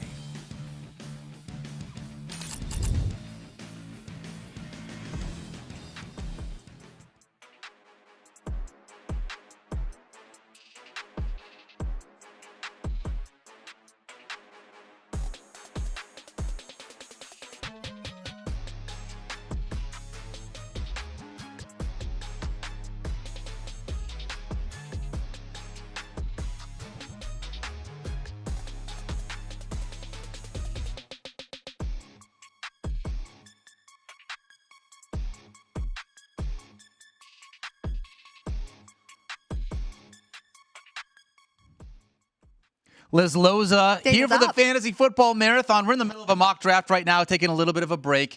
We're in the middle of doing, I feel like, what are we in, round 6 with this one? Yes, we just started round 6. Boy, it feels like it's flown by. At the same time, Has it? Yeah. I don't agree. Really? You think it's Yeah. dragging? Oh, well, I do not. I feel like I've been getting a lot of good picks. I like your team so far. Thank How are you. you feeling Same. about your squad? I think it's pretty balanced. I'm doing things a little bit differently, but this is why we do these drafts, That's so that right. we can learn, we can make mistakes, so that we can have perfect drafts like I think we are both having right now. I agree with you. Also, you did take Brock Bowers a little early. I love that because that's the point of a mock draft. He was the best player at the time. Had to do it. Love it. All right. We're going to take a couple questions here from you guys. Liz, the first one, let's see what it's going to come as. Because I know there's a lot of people who want to know this. What would it take to get table Buffalo Bill style? Okay, so funny because my first draft, we were just talking about this before we went live. That's true. Was I sat next to Dopp, my first ESPN draft, and he jumped on the literal table that we were drafting from and nearly gave me a heart attack. So it's so funny he mentioned this. I think you've already done it. I think so, too. It doesn't take anything. Yeah, at this Maybe, point, it's a brick-sized cookie? That's right. Okay. Honestly, I couldn't even eat a brick-sized cookie. Girl, It's not too much. after the morning we if had. This was That's a different glass, story. I would jump up on it now, but I don't want to hurt anything here in the Okay. studio. Great question, though. I appreciate it. All right, another question here from you guys, and thank you so much for hanging out during this draft with us. It's unbelievable. Where is your recommended wide receiver cutoff in the draft? I've heard some say no one after Jalen Coker, but I like Tyson as an IR stash. We're getting deep here with this question coming from Marcus, Liz. I love that Marcus is already using the IR. That's right. Because a lot of Thinking people about it. don't do this. You have to think about it. I don't mind that at all. Jalen Coker is pretty deep. I mean, I think once you're in round 13. 13, 14, 15, Yeah. 16. Jalen Coker is totally appropriate. Also, if you really like Jordan Tyson, I would like it if you either had multiple IR spots or a deeper bench, because Tyson, we're just not sure how long he will miss. Well, and because those hamstring issues also prevented him from doing the drills at the combine. They've been lingering for a minute. So this isn't like a new onset issue. It's something that has plagued him for quite a bit of time now. So yeah. I'm concerned if I draft Jordan Tyson, put him on my IR, I'll feel like because I drafted him, I have to leave him on my IR, even if someone else gets hurt. And what happens if I want to just have that flexibility right now? So more than one IR spot, we would agree. I would agree with. Yes. I'm with you on that one. All right, another question here from you guys during the Fantasy Football Marathon. Which Packers wide receiver would you prefer to This is draft? easy for me. We don't agree. Mr. Steele, your cornflakes wants to know, how about Tucker Kraft? Does that count? No, he said wide receiver. That's WR. Liz Loza. For me, the answer is Christian Watson. I do not think his hamstrings were installed in a different way like you intimated on the marathon last night. I think if you do what Adam Schefter told us to do a little bit earlier and you follow the money, the investment made by the organization into Watson screams, this is our guy. He also has the most upside. Yes, he's volatile, but that volatility is baked into his ADP. And now we have over 130 targets vacated. So a nice consolidation possible for Watson. Honestly, Dopp, if you're drafting him and you're putting him on your bench, why are you getting so triggered by Girl, it? you're not wrong. I'm just saying I'm out because of the scar tissue, but I understand what you're saying with where you're getting him, the upside you could potentially have. If he is healthy, he could be an option for your squad. So you prefer Matthew Golden? I would rather have Matthew Golden. All right. Thanks, guys. We appreciate you. Stick with us. We got so much more of the Fantasy Marathon coming up here.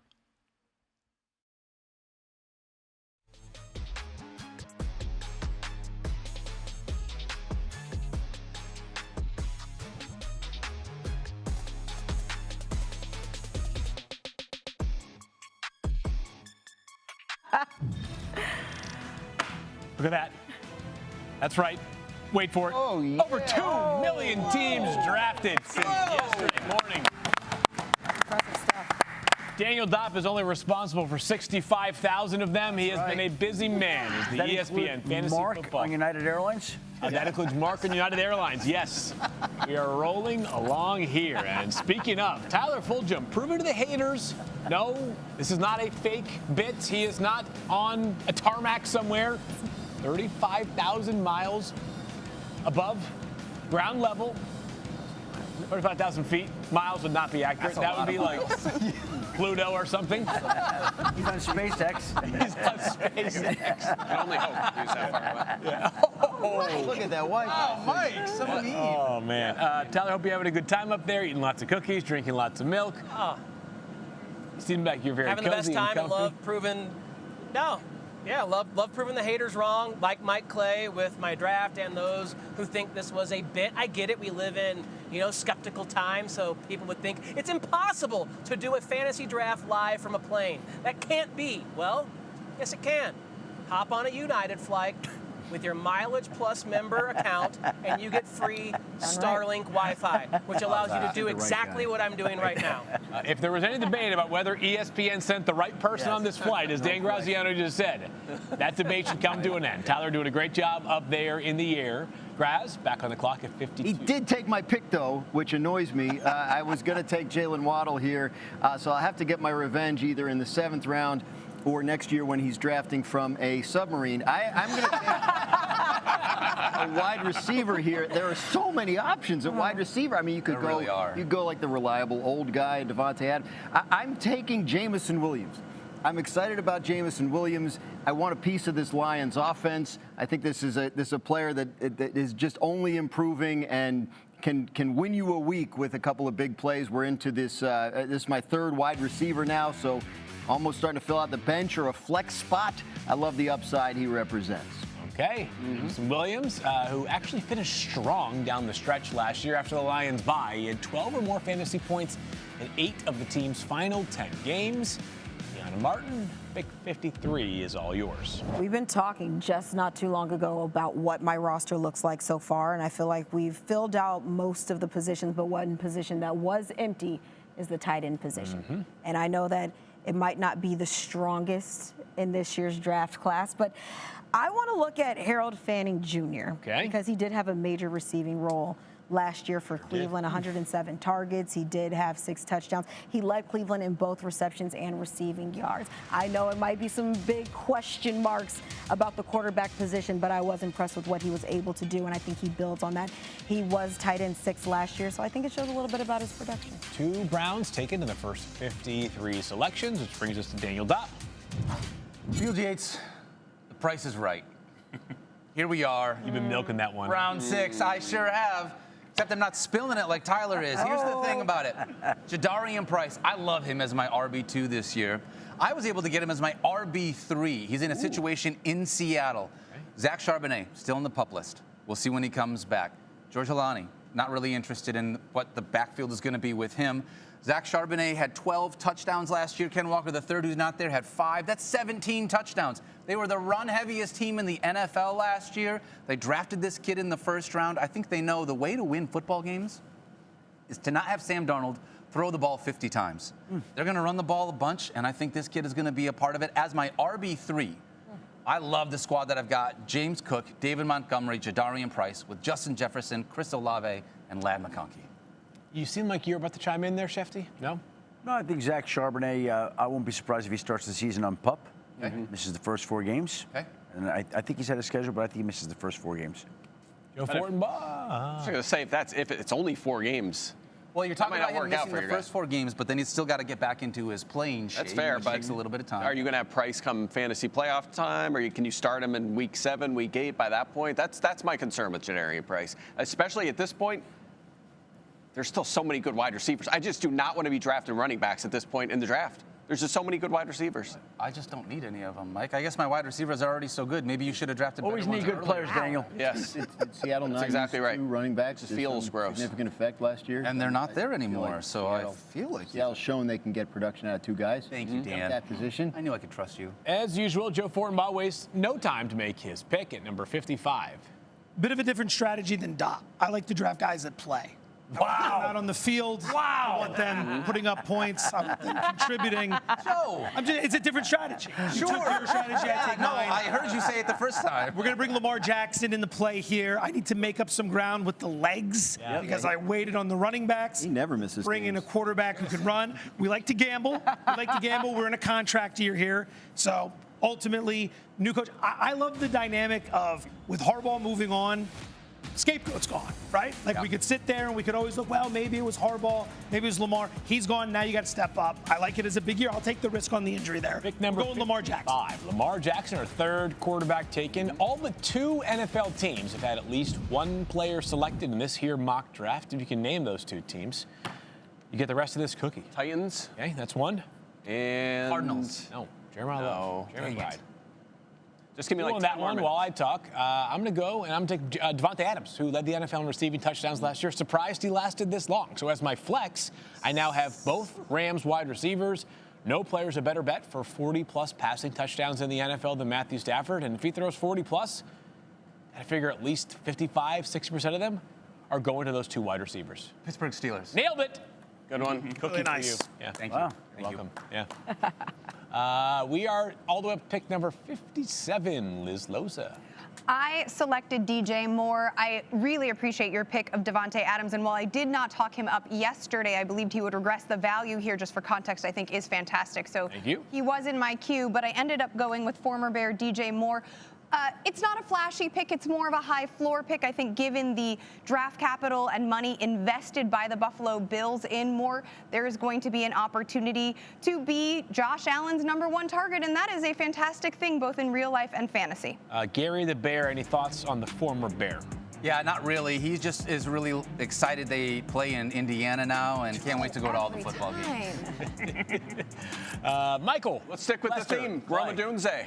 While we're talking about Bears, why not? I'll take the clear, you hear this, Tyler? The clear #1 receiver for the Chicago Bears. Roma Dunze came out firing last season. It kind of fell off from there. He wasn't fully healthy, but I think he's going to cement himself this year. Remember, this is an early first-round pick a couple years ago. Going into year 3, we've seen his upside. He's very busy near the goal line as well. We like touchdowns, so give me Roma Dunze here in the 6th round. I hear the 3rd year is a breakout year You for had wide the chance. Yes. Yeah.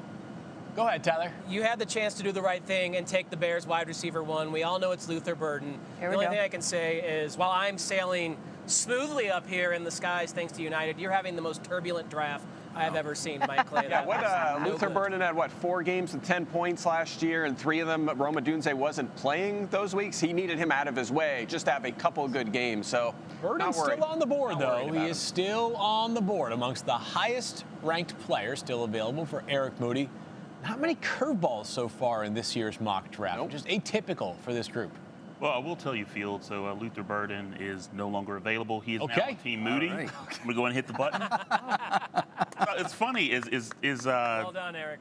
yeah, I was like, wow, I actually agreed with Tyler because he was talking up Luther Burden. So I you was weren't like, even surprised. That's my point. Like, that's kind of my point. I know. I was like, I'm shocked. I was like, I have to admit it on live TV. I'm agreeing with Tyler Fulghum. But yeah, I'm really bullish on Luther Burden. With the routes that he ran last year, he was very productive. So he should see an increase, and his role should be bigger this year. And we know the Bears' offense is a high-octane offense. So I'm excited to have him on this team build as my flex or wide receiver 3. Let's go. Final pick of round 6 goes to Adam Schefter, who might make 2 in a row here if you want. Yeah, we're going to go with the, before Field, in rounds 2 and 3, I had a theme, and it was Browns. Yes. Uh-oh. I have another theme here at pick 59 and 60. Is that what it is? 59 or 60 and 61? Yep. Pick 60 and 61. At 60, we're going to go with one of the buzziest fantasy players out there right now, Parker Love this. Washington. At 60. And I'm going to turn around and give you 61 right now. I don't know if we're going to commercial. We're going to stick with the Jaguars and go Bashal Tootin. Whoa. Nice. Wow. Love that, too. Facial Tootin right there. All right. A fun offense. Back to Very back, fun yeah. offense. Parker Washington, he who is back or will be back soon practicing for the Jaguars, right, Schefter, if I saw that correctly? Back already. Due for a contract, by the way, is Parker Washington. Wouldn't be a surprise if he gets a deal done. This Jaguars team is really interesting. I think they have a ton of skill players, Daniel, but I think the hard question is, like, who do you want the most out of these pass catchers? Schefter is telling us he wants Parker Washington. Is there enough evidence for you to be prioritizing him as well? I would take him right now, and it depends on the build of your squad. If I wanted more upside, because I already have a really nice floor, Brian Thomas Jr. would be my pick. I'd wait a little bit longer, and I would take him there. But if I'm just trying to continue to build out good pieces for my squad and I want someone more like Parker Washington, I think he's a much safer floor, and I have him higher than Brian Thomas Jr. in the same offense. I'll add a little bit to that because one question that comes up often in like the Fantasy Focus chat is, which Jaguars wide receiver should I take? And what I find is that in many scenarios, like Jacoby Myers is the guy who's the last man standing. And one thing, Mike, looking at your projections, like you have all 3 of those guys that are projected for at least 100 targets. So you're getting a piece of a great passing game, a robust passing game. But I find that Myers is the best value out of those 3, at least in my opinion. Trevor Lawrence was excellent as well down the stretch. He had 4 top 5 finishes. Remember when Travis Hunter was a thing we were talking about last year in fantasy football? Yeah. Times change from year to year. Remember when Brian Thomas Jr. was the third best wide receiver in fantasy as a rookie? Winning Mac Jones back wherever Brian Thomas Jr. plays in 2027. Moody, you are on the clock. We have made the turn to pick round number 7, pick number 62. There's the Basial Tootin as number 61 for Schefty. No offensive lineman available here, Moody, but who are you taking? You know what's so funny? I was so into the show and talking, looking at the picks. I'm like, oh, wow, I am on the clock. Yes, you are. So, all right. Yeah, let's go ahead and do it. I draft Drake May. All right. So I'm going to go with Drake May. And many of you know I was very bullish on Drake May last year. Wrote a column, on ESPN.com about May, how he could finish, as a top fantasy quarterback. And I'm all in. A.J. Brown, having him this year, first year in a new place, keeping my fingers crossed he's not disgruntled, should get a ton of targets. I really like May to repeat the greatness that he showed us last year. Okay, Drake May was a top 3 quarterback in scoring last year. Not quite top 3 in terms of where he is drafted this year, but not that far behind.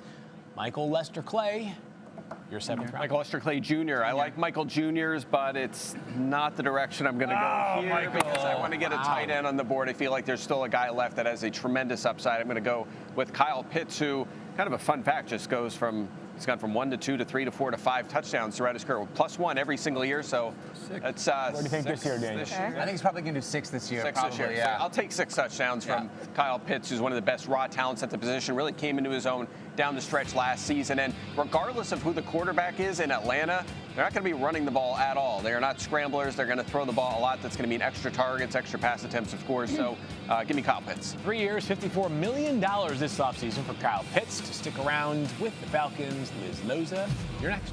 I went with Carnell Tate, rookie receiver in Tennessee.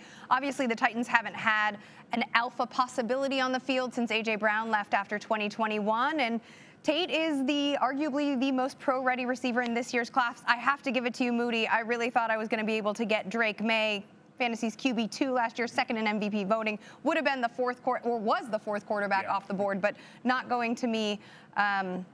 So I'm going to go young upside receiver here to balance out some of the DJ Moore floor, if you will. There you have it. By process of elimination, with a Titan now taken, only the Pittsburgh Steelers have not had a player drafted. There's your chance. 64 picks. Could Aaron Rodgers be coming off the clock in just a matter of moments?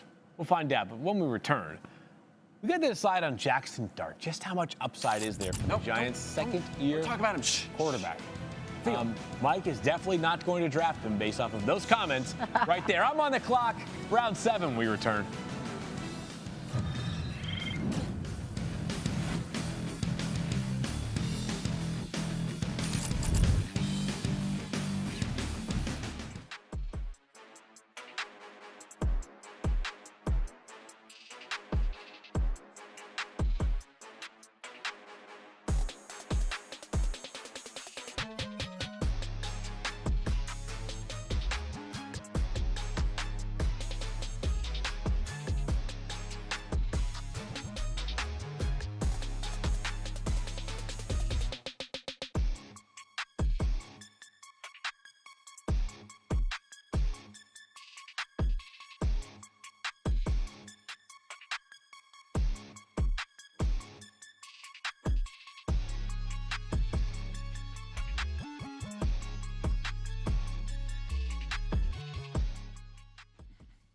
Hey, what's going on? Hey, Moody, how you feeling about your draft so far, buddy? No, I feel pretty good. I'm like, I got a Drake May quarterback. I'm excited about that. I'm really fired up about the running backs. I got Bijan Robinson, and then I also have Saquon Barkley. 2 running backs who have great offensive lines, but I'm really excited about having Tyler Warren at tight. You would say that while I'm sitting here. Rude. It's my guy. I know he's your guy. I read your columns, playbook, your favorite draft targets. But at that stage of the draft, I had to get him. I had to get him. Yeah, I don't blame you. I had to settle for Kyle Pitts, which doesn't feel too bad. That was my most recent pick. Came very late. I think we're in round 7 at this point.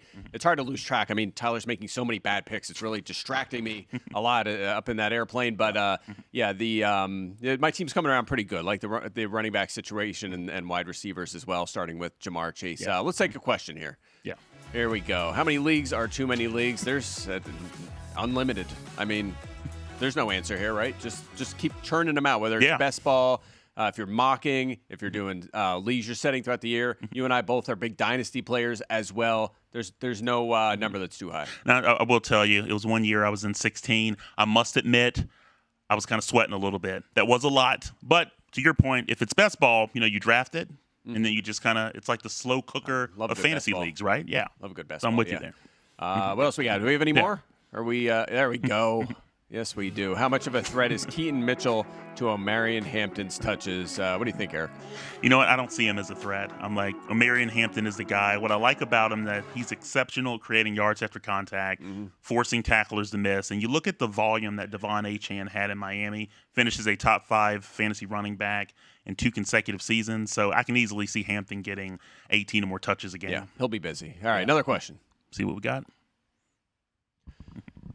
There we go. Why is everyone so high on Luther Burden? I don't know why I'm getting asked this question. You should have saved this one for Tyler or someone else. I am not high on Luther Burden. I know he was highly efficient last year. He's in kind of rare territory based on the efficiency we saw him last year, but the sample was so low. I'm seeing comps to Amon-Ra St. Brown already, and people are paying up for that. Yeah. Spending a 4th-round pick on him over established players. I don't get it. Fortunately, he did fall a little further in here in our draft. Yeah, you took him. Actually, I should have let you answer because you like him. I don't. Oh, that's fine. I'll chime in. Like, I was really looking at Rome Odunze, but then once he was drafted, I was like, me. I took him. I know. I was sitting there thinking, wow, I'm going to have to go Luther Burden here because the thing is that I really like Odunze. He's a veteran guy. Burden, is going into year 2, but just getting exposure to that Bears passing game really is what I was looking for. I would have much rather had Odunze, but I'll look at Burden as a great, we'll say, contingency plan or consolation prize. Okay, all right, I hear you. I'm not in on Burden, so I forget to ask that question, but don't do it. Go elsewhere. All right, that's it from us. Thank you very much. All right, thank you.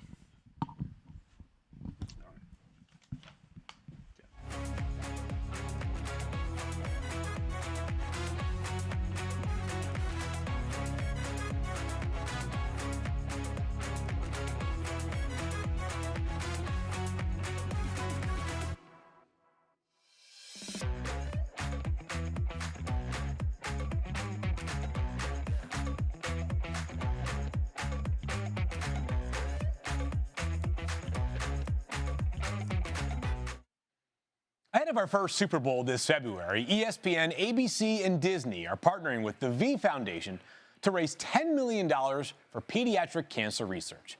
Please consider making a donation to help us reach our goal at v.org/ESPN. Check this out. 2.027 million teams have been drafted since yesterday.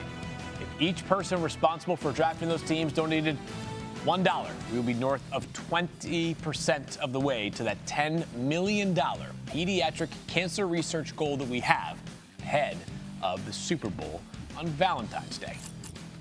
We have made it to round 7 of our fantasy football marathon mock draft. 10-team PPR format. I am on the clock. Quarterbacks have had to wait so far. I have taken the likes of Derrick Henry and Nakua, Josh Jacobs. Brace yourself. Look, he has to scroll way down to find them. Jackson Dart is my pick. No, it's not. Yes, he is, Mike Clay. Over Justin Herbert, your guy? Well, I mean. How dare you? Because who's picking at pick number, what would you be? I don't even know what your next pick would be. 70-something. Mike, you do make some good points about Jackson Dart. I'm not going to lie. He was excellent last season. I have to start making good points. I know. Well, listen, my guys. They're rare, so I remember all of them. Wow. Jackson Dart, who showed last year, and you can ask the Denver Broncos about this, that he is fully capable of carving up a defense with his arm. More promising and pertinent for our purposes that he set the record for most consecutive games for a rookie quarterback with a rushing touchdown. He's a potentially elite dual-threat QB. I think that if any head coach other than John Harbaugh was hired this offseason, I might have a touch more apprehension. But John Harbaugh's been coaching Lamar Jackson for the entirety of Lamar's career. He knows the value of a dual-threat quarterback. I don't think the Giants are going to be conservative with Dart. Sorry, I'm not sorry. How quickly will you be looking to get his backup with the injury concerns? Probably not during Not his backup. A backup. The nice thing about You're not quarterback. drafting Jameis? Yeah, I might, out of respect, perhaps. In all seriousness, though, I mean, quarterback is so deep, you can take Jackson Dart and then still have a QB1, a borderline QB1, a Bo Nix, someone like that. Justin Herbert. Justin Herbert, yeah, he should be going late. Brock Purdy. I mean, all those kind of guys are going to be available late in your draft. So you can have Dart, play him, and get QB1 production when he's out there, and then still have another QB1 ready to go as well. That's just the state of the position right now. I just don't see the people talk a lot about the injury situation with him. You got to think about the growth like a rookie has from his first year to his second year, and he can learn how to play the game and how to slide. Josh Allen, all those other guys do that. But I know you're bullish on Dart. So am I. Averaged 22.6 fantasy points per game last year. Only other quarterback with more rushing touchdowns than Dart last year was Josh Allen. Very good company. And I'll close with this. To your point about quarterback being deep, like you've got guys available later like Kyler Murray, Baker Mayfield, Tyler Shough. I'm like, you've got options if for some reason you did have to fill the void if Dart takes time. So for sure. We are flying through picks now as Daniel Dopp has already made his selection after Joe Fortenbaum made his selection. Joe, who are you taking to pick number 60? Little running back depth, Ramondre Stevenson over Travion Henderson. Both were on the board. Stevenson contributes more in the passing game. We got 9 touchdowns last year despite missing some time due to injuries and splitting carries. Didn't like what we saw from Henderson in the playoffs. Basically ended up getting himself benched to a point where you saw Ramondre get a lot more action. So little running back depth here. We go to New England. A.J. Brown opens up the field a little bit. We get the running game going. Henderson a bit banged up. It should be worth noting. He has what is believed to be an ankle injury at this time for the Patriots. Didn't practice today for New England. Doesn't sound like a significant injury. However, Dopper on the clock. Yeah, it's not very often in the 7th round you could draft what would be potentially the tight end 1 in fantasy points per game. George Kittle is the guy that I'm grabbing now. Off the PUP list, you look at what he did last year when he was healthy. He was unbelievable. Still tight end 2 once he came back in points per game. And basically the entirety of his career, 6 of his last 8 seasons, he's been a top 5 tight end. And well, last year was one of the reasons why he wasn't, because he didn't play all those games. He was still top 2 in points per game. Like, the guy is unbelievable. I talked about him quite a bit, actually, on Facts versus Feelings, and it's going to come out tomorrow, but we have a little teaser of that.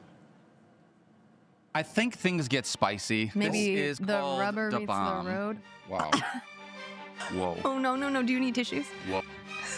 That's different. You got to spit out. That's different. Okay, so listen. George Kittle's last 7 seasons in the league. Oh, no, I'm scared. He missed the... Stop coughing, I'm scared. last season. Are you laughing at my pain? No, I'm laughing out of pure nerves. I'm scared.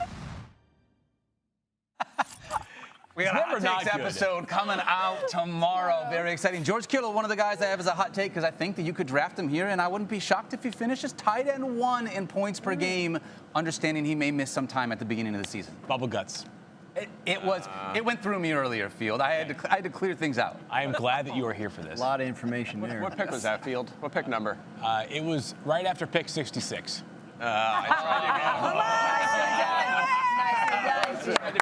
Don't play games with me, Michael.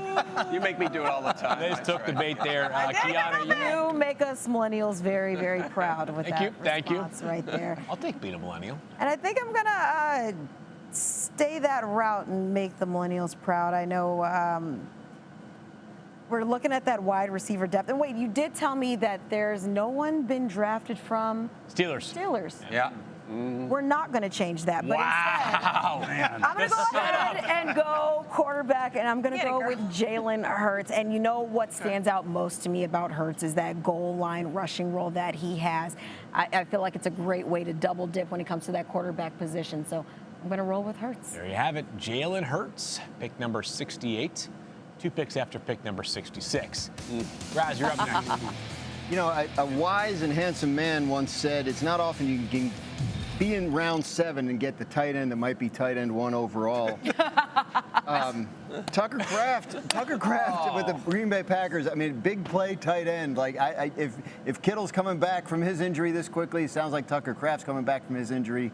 I'm all in on another piece of this Packers offense and a tight end that can be a game breaker. All right, Tucker Kraft, who had that major knee injury last year that Graz just referenced. Man, he kind of reminds me of a baby George Kittle with his run-after-catch ability. And it is now time for the ESPN Fantasy Football Draft Command Center, presented by United Airlines, where we find the one, the only, the milk-spilling Tyler Fulghum. Yeah. Had to remind me of that, huh? I feel bad. I'm going to make sure that Mark doesn't have to clean that up. I'll take care of it afterwards. It was my fault. But I see the wide receiver one and a Kyle Shanahan offense sitting here. And electrical substation be damned. I'm going to take Mike Evans right here. We know the issues in that passing game. George Kittle coming back from injury. No Brandon Ayuk. No Ricky Pearsall. Debo on his second tour in San Francisco. Mike Evans put on this planet to do one thing, score touchdowns. And Kyle Shanahan has desperately wanted an ex-receiver to score touchdowns since Brandon Ayuk has been out of the lineup. He's got his guy in Mike Evans, who can fill my flex spot as a wide receiver 3. I think this is great value at the end of round 7 for Big Mike. That's how Tyler Fulghum feels about it. A certain member of our peanut gallery may feel differently. Wow. Just typical. I mean, I wasn't even... That's pretty good. This is unreal. I mean, I already saw his next pick too, and I mean, this is about as bad as it gets. I mean, what are we doing here? What are we doing here, Tyler? Mike Evans is 33. He had a rough year last year. He's already getting passed out by a rookie second-round pick on the depth chart. It's just not happening for him this year. And now your next guy. Did he even say who his next guy is yet? He didn't. You can spoil it for us. Go ahead, Tyler. I'll let you try to defend this one. I'll give you credit. It was fair. I'm not good at drinking milk, but your analysis on Mike Evans is way off. All right, now I'm going to add another flex option. I already have 2 stud running backs. So here is one of the RBs I think has some of the best contingent value in all of the NFL. It's Travion Henderson. I do like Ramondre, that pick that Joe made, but if Ramondre goes down, Travion already showed us last year as a rookie. He has 25, 30-point upside as the guy who can dominate touches in that backfield. Super explosive, 60, 70-yard touchdowns within the realm of possibility when he touches the rock. So year 2, I expect improvement. I think the offense environment is going to be better, and I think he's a great RB3. If you get Travion as your RB3, your team is stacked. Okay, Travion Henderson off the board for Tyler Fulghum as we have now made it into round 8. Look at how many people have already drafted a team since the start of yesterday. The answer is north of 2 million teams drafted on ESPN Fantasy, which, by the way, 2.035 million to be specific. The official fantasy game of the NFL. Right. Be a part of the action here in the ESPN Fantasy Football app. We're having a blast here as we have made our way into round 8 of our 10-team PPR mock draft. ESPN Fantasy Football Draft Command Center is presented by United Airlines, with the fastest, most reliable, high-speed Wi-Fi in the sky.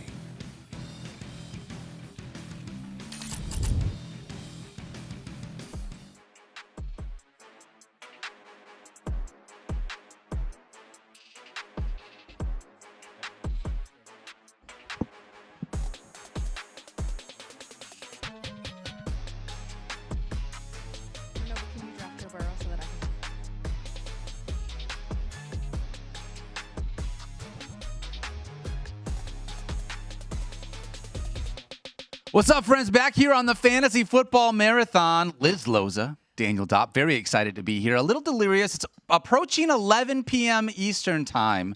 Liz, Why excuse do me. I Actually, it's always approaching hit the crisscross 11:30. applesauce every time we're in this studio? We always. I can't resist This is how we do it. I know. We're almost through 8 rounds. Mhm. How you feeling about your team so far? Last couple rounds. I feel pretty good. I like you need a quarterback. I do need a quarterback. Me too. I know. I was eyeing that. So I don't love that. But we're waiting. We want to wait at quarterback this year. We talk about this all the time. I understand that you see us do it, but even in your home leagues, I still feel like you really need to be able to grab another wait on the quarterback position, potentially grab 2 of them. So in on that. We'll see how this draft plays out. We got a couple of questions from you guys, though. Thank you so much for hanging out with us through this entirety of the Fantasy Marathon. We really appreciate it. Oh, how topical. Look at this. Angel TX21 says, best rounds to start looking at quarterbacks. Yeah. That's right a great away. one. 6. I wouldn't go any earlier than that. Unless you want Josh Allen. Even if you want Josh Allen, you're right. Unless you want Josh Allen. We'll just leave it. You're going to have to. I'm with you on that. All right. So round 6. I'm good with Liz on that one. That's where I would have it, or later, but that's where I would start looking at the quarterback spot. Let's get another question here. This one comes from Troy Mort. Why is everyone overlooking Jonathan Brooks? I don't think they remember him in college. I get Chuba Hubbard, but I don't think the talent is close. Liz, you've been kind of banging the drum a little bit for Jonathan Brooks recently. Troy Mort, may I introduce you to a little program called Facts versus Feelings? That's right. My goodness, I have been talking up Jonathan Brooks since May.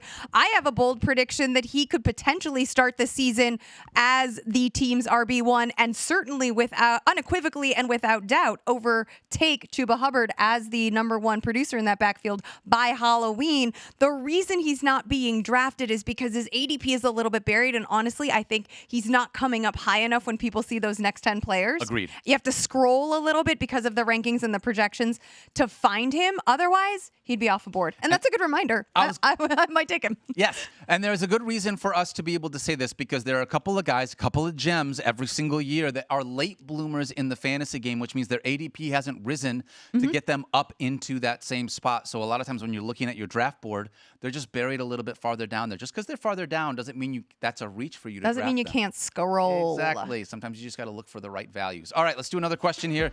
This one comes from CL Davids. Achane or Genty? Which Achane you think we're talking about here? Probably Devon Achane, right? I think because in light of the injury news regarding Genty and the potential that he misses 1 to 3 games, that's what we're supposing. I would have to go with the player who's going to start the season on the field. I would agree with that. Devon Achane would be the one for me as well. All that pass catching work that he does there, I know we're concerned about whether or not that's going to be a Malik Willis thing, but I would still think that he's much, much better than where we were at with this other running back. All right, we got one more question here. This one. Would you rather have a tight end or quarterback early, Liz Loza? Depends on the player, but overall tight end, there are 4 tight ends that I would take before round 6. And if round 6 is where I'd consider a quarterback, then I have to say tight end. We talk a bunch about how much depth there is at the quarterback position. We don't say that necessarily at the tight end position as much. We think the top has a lot of guys that we really like, and then maybe even a few guys in the middle. But you certainly get out of that like tight end 1 conversation, and it's like, ooh, I don't feel nearly as good about this. So I'd rather go tight end in the early rounds and then look at quarterback later. We appreciate you guys. Love you. We'll see you back out there while we're drafting.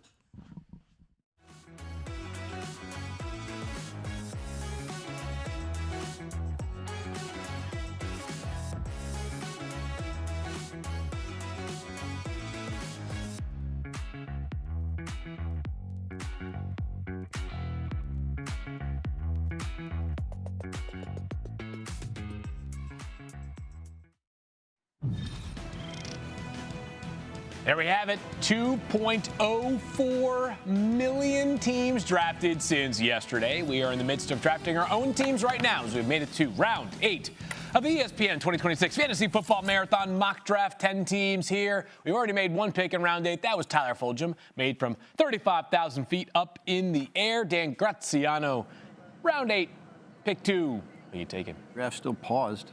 So I can't make you can't take anyone right now. So they're telling us to pick fast, but then they're not letting us. It's going to be unpaused. Oh, there you go. There you go. Joe Burrow. I mean, you know, the quarterback. It's just one of the top quarterbacks. I don't know how much more explanation a Joe Burrow pick needs. If there's injury risk, which there is, to Mike's point earlier, I'm going to be able to get somebody later on to back that up and offset that. Joe Burrow. Was that who you were going to take? No. You took a We're good. We're friends right now. Yeah. We're friends right now. Still friends. That'll change soon. It'll change Gianna, you're soon. next. What do you But got? I think I made a couple of enemies here at the table because I made my decision fairly quick. Yeah, you did. I have 2 running backs on my roster, currently Christian McCaffrey and Ashton Jinty. I added a third. I added Jonathan Brooks. Okay. He is a player that is coming off 2 ACL injuries in his past. However, if you guys remember, Dave Canales said before that preseason game, he said, hey, my starters aren't playing. Guess who didn't play? Jonathan Brooks. He truly values him as a running back. putting them on my bench. Or rolling Tell them who was on your show. Oh, Liz Loza was on my show when I said that, by the way. Okay. There you go. You did teach me a little something, so I do owe you a lot of credit, girl. Liz showing you the way right there. Daniel Dopp. Yes, I don't have a quarterback yet, but I'm going to keep waiting because we keep saying wait at the quarterback position. Going with Michael Pittman Jr. here because I love the upside of a guy. Yes, very first Steeler. A lot of upside here. I think it's a floor play in my wide receiver. Where does he rank in your favorite Michael Juniors? He's second. He's second. Okay. Yeah, behind Michael Waltrip Jr. Yeah, that was cool. Waltrip Jr. Is it even Michael Waltrip? I don't know. He was scrambling to come up with I was taking a shot in the dark. Yeah. For a second, you stumped the NASCAR guy. Fortenbaugh, you were on the clock. Who you got, bud? Christian Watson, Green Bay wide receiver. A lot of departures this offseason should open up the target share. Love the offense. Big fan of Jordan Love as an MVP candidate at 20-1 this year. That's a conversation for another day, but we're going with Christian Watson. One of my favorite sleepers in all of fantasy football this year is Wan'Dale Robinson, Tennessee Titans wide receiver. Got big money this offseason. He reunites with Brian Daboll, and he has back-to-back years with 90 or more catches. All right, Liz Loza. I selected Trevor Lawrence coming off of a career effort, though his numbers did not look that different from his last fully healthy season in 2023. I believe that with all of the pass catchers at his avail, he'll be able to pick up where he left off in Liam Cohen's supercharged offense. All righty. All right. And two more. I'm going to go. This is a bench player, so I'm going for an upside play here, potential year 3 breakout at wide receiver, and Marvin Harrison Jr. Give me that. The Moody man. Give me him. I'm going with Jacoby Myers.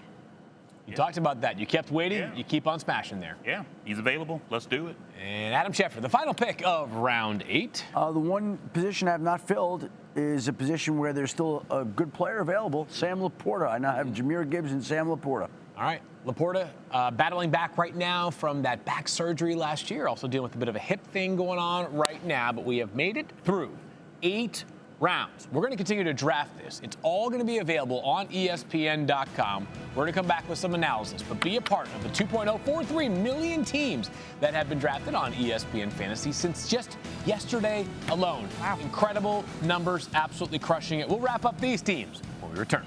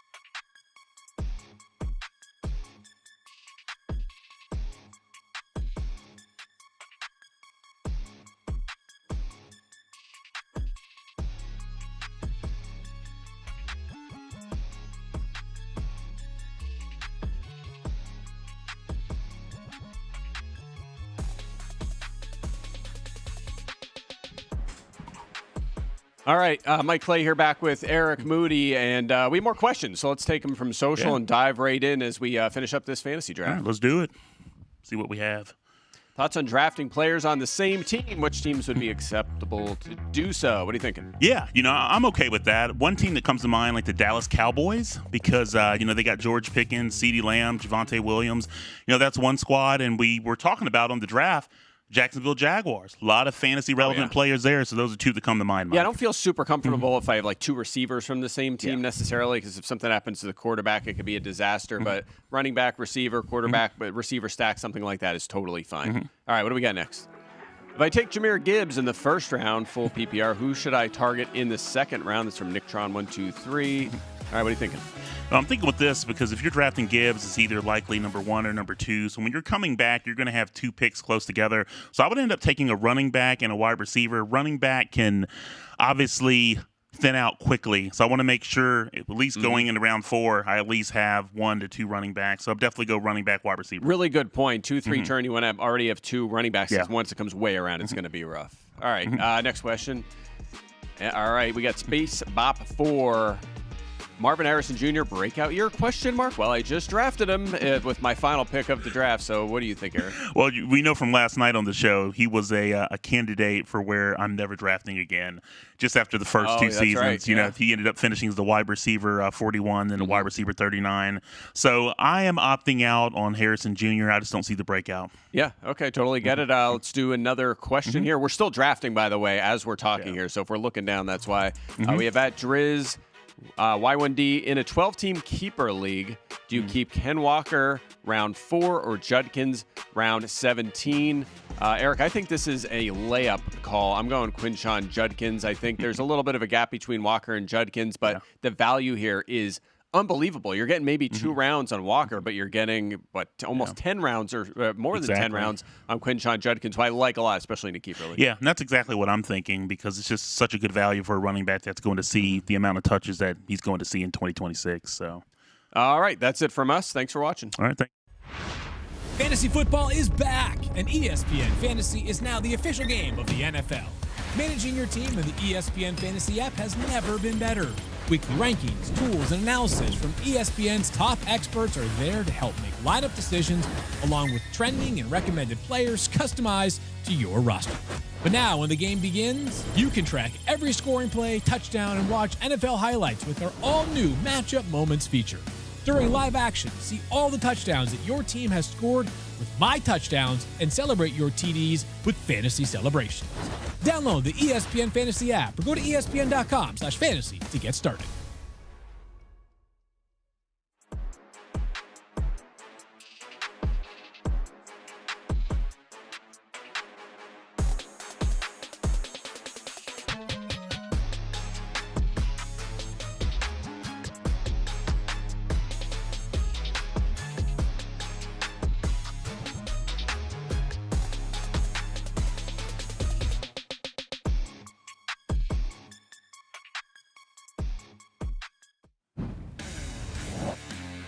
Look at that, it's 10-person sweater.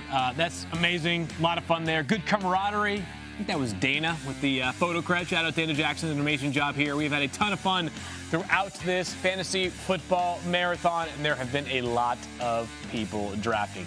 Over 2.04 million teams drafted. Of course, you can be a part of all the fun we have had so far. I debated Barry Sanders, but being that he's retired, the next best thing will be Jahmyr Gibbs. Necessary for the guy who already has more intel than all of us to get the #1 pick.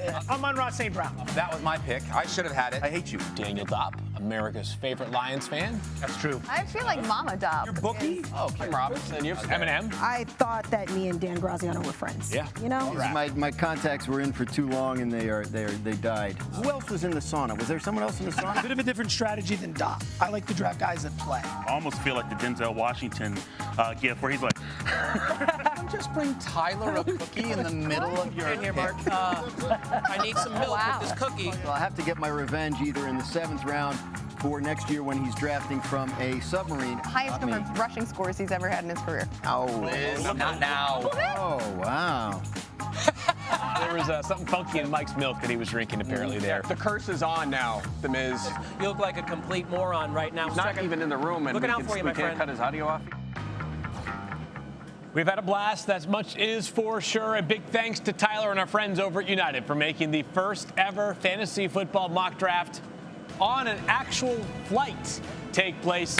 Big shout out to our friends over at Starlink as well for our incredible crew of drafters here. And of course, all the people that have worked tremendously hard over the past few months to get the 2026 Fantasy Football Marathon up and running and executed. Shout out to you. And of course, the over 2 million teams that have been drafted. If this does not get you ready for fantasy football season, I don't know what will. Let's go. We are ready. We're going to finish this mock draft out. It'll be available on ESPN.com. Check out all the great content there. We'll see you on Fantasy Focus tomorrow morning, 10 a.m. Eastern Time on the NFL and ESPN YouTube channel. Be pounding those picks. The guy on the plane.